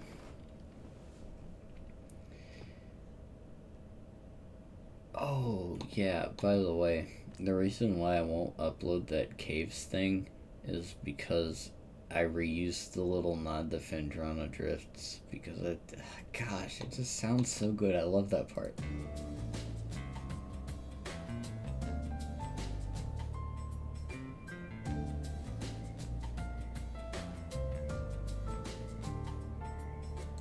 I could probably, you know what? Live. Let's think of something else to put here. You and me. Just you and me, nobody else.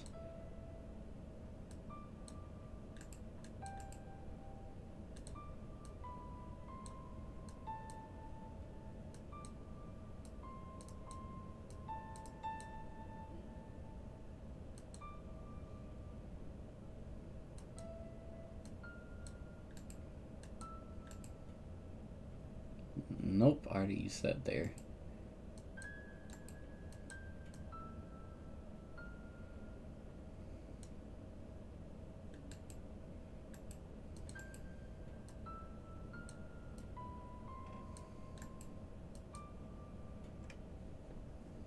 Let's try that.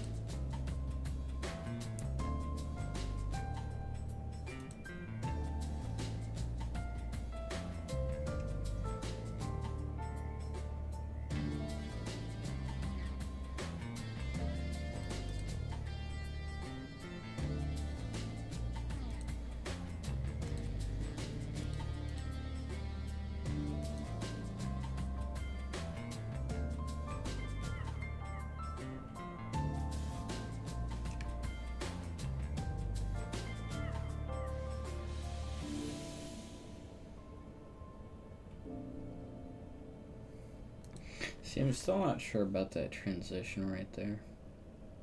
I think that it could be a little bit stronger. Like what I'm using isn't forward enough.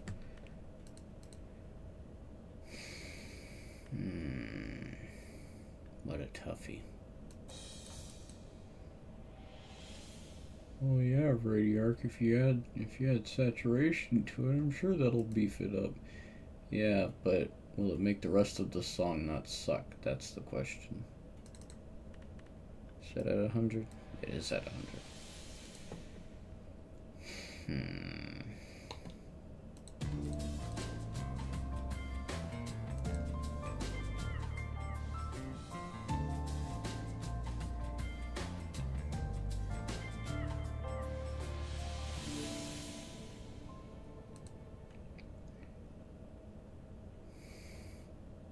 I think it's sort of the piano's fault for this. Because it's leading into like sort of a false expectation. Or,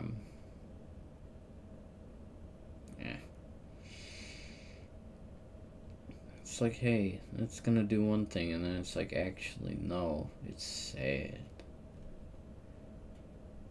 And you say, why is it sad? And I said, because I'm me. And all I do is make sad stuff all the time. If only that weren't true, it might actually be funny. So,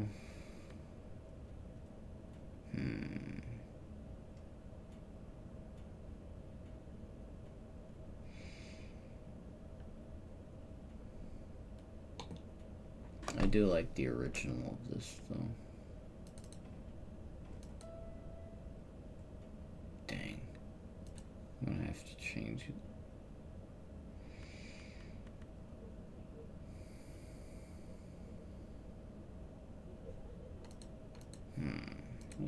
What's this? Oh, it's nothing.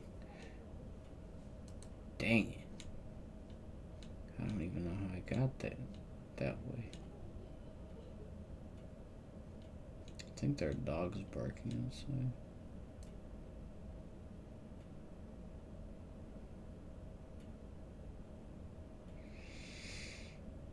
Let me reorient myself so that I can actually come up with something good.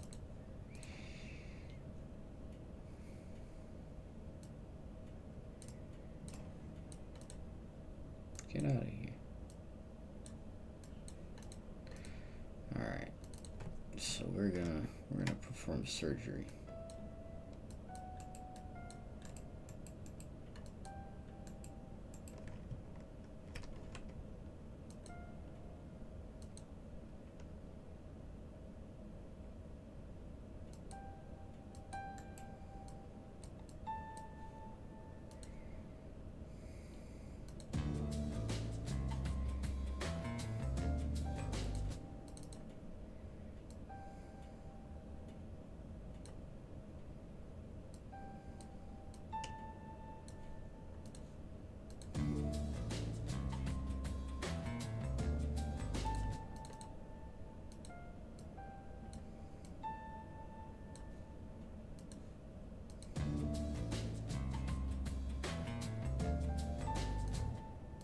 I think that's about how it went.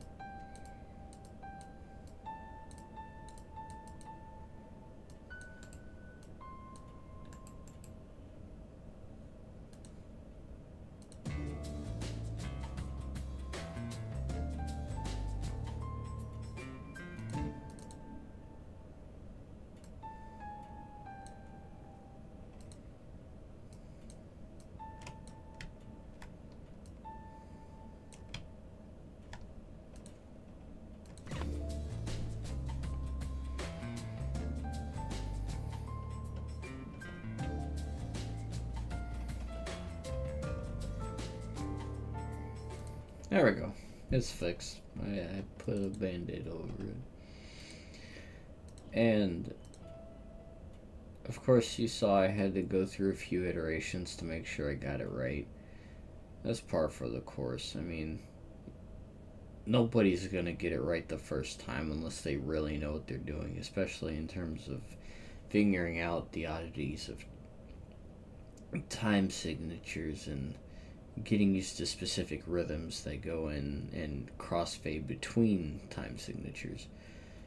But I don't know, if you're like me, just keep messing with it until it sounds good. Like, it doesn't have to be anything special. Like, you don't have to get it right the first time. You just have to get it right eventually. And then you end up with something that sounds cool.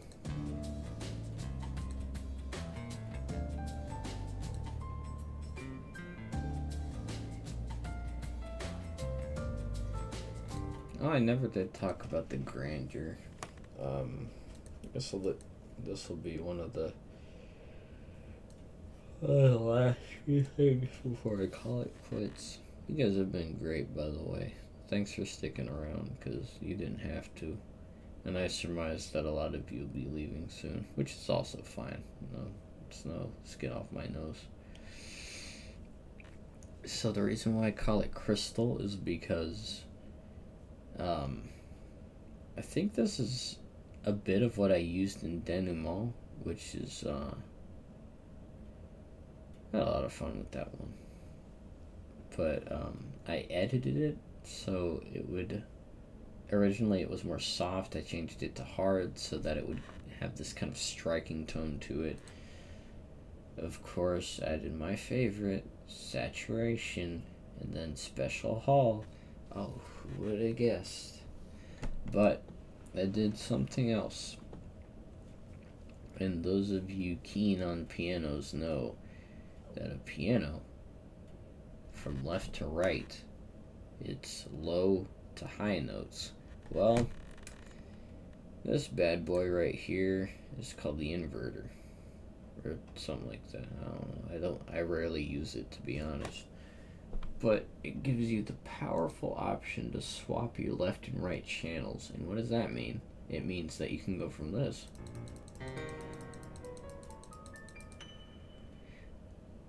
to this. Notice that now the high notes are on the left, the lower notes are on the right. What does this mean? Well, it means that it'll fit in better with your orchestral instruments, such as your violins and cellos, that are normally panned to your left and right, respectively. Why did I do it here? That's a very good question. I still don't really have a good answer to that, other than I actually have two pianos running here. This is Clouds. And then it's the Grandeur, which shouldn't sound like that. It's only sounding like that because samples are loading in. And I didn't want them interfering too much with each other, because sometimes when you double up your pianos, they can start to sound a little weird. Like, some of them will sound a little too similar to the other one, and it'll start like phasing or some weird junk like that. You want to try to avoid that as much as possible, because it's just going to sound weird. So, any last questions? Because I'm game to answer literally anything right now. I'm not exactly wasted. I'm not exactly fried. Oh, thank you for the $20. Oh my gosh. I won't say your full name over. Actually, I'll say your first name. Anne. Thank you for the $20. That's awesome. You really didn't have to do that, but thank you so much.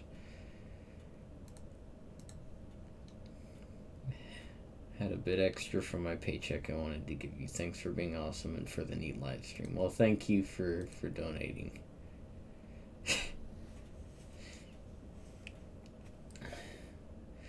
Wispy asks, does the rumor come out? Yes, the rumor have finally come out. But in all seriousness, I mean, in the next 5 minutes, if anybody has a question about anything, just fire away. I'll answer it. Oh yeah, by the way, Bird Dog makes some dang good chocolate whiskey.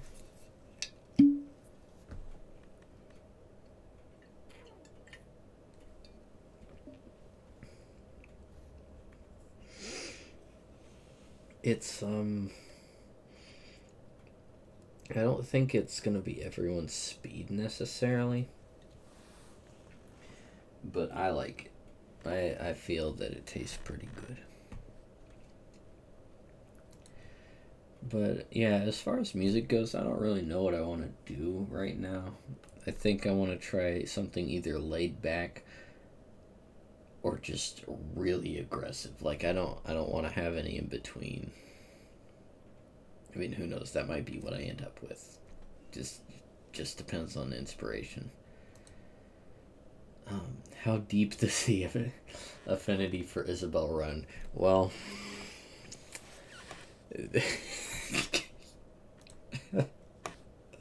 do you do you really wanna ask how deep the affinity for Isabel runs? It's pretty deep. Actually, hold on. Let me show you just how deep. It's pretty deep.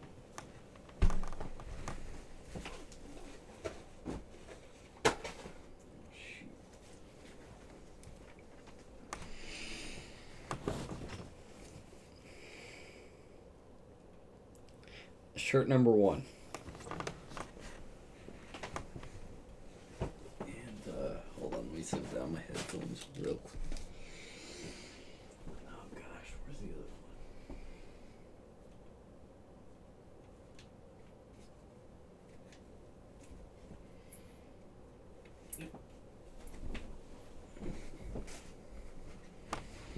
one? And shirt number two. Oh, by the way, I forgot to mention, if you ever see me at a convention, oh gosh, chances are I'll be looking a little something like this, because this is the hat that I wear everywhere.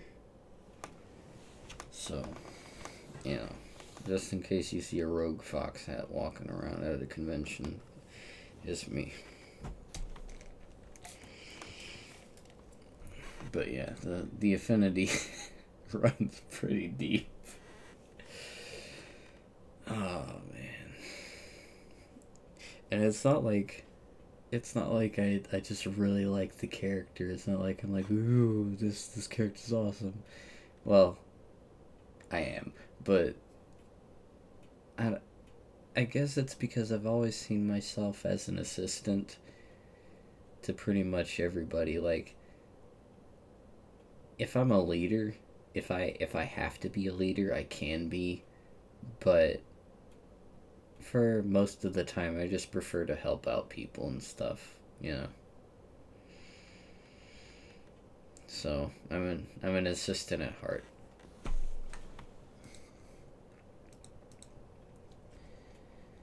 So, I guess that being said, it's been fun. I've really appreciated you guys just sticking with me and wanting to hear me ramble and have a few drinks on stream. I gotta admit, I'm feeling pretty weird right now. But again, thank you so much for your attention. Thanks for the donation. That was actually unexpected. Um, and you know, I just I hope I can deliver quality content because I'm really trying. So thank you so much. You guys have a good night.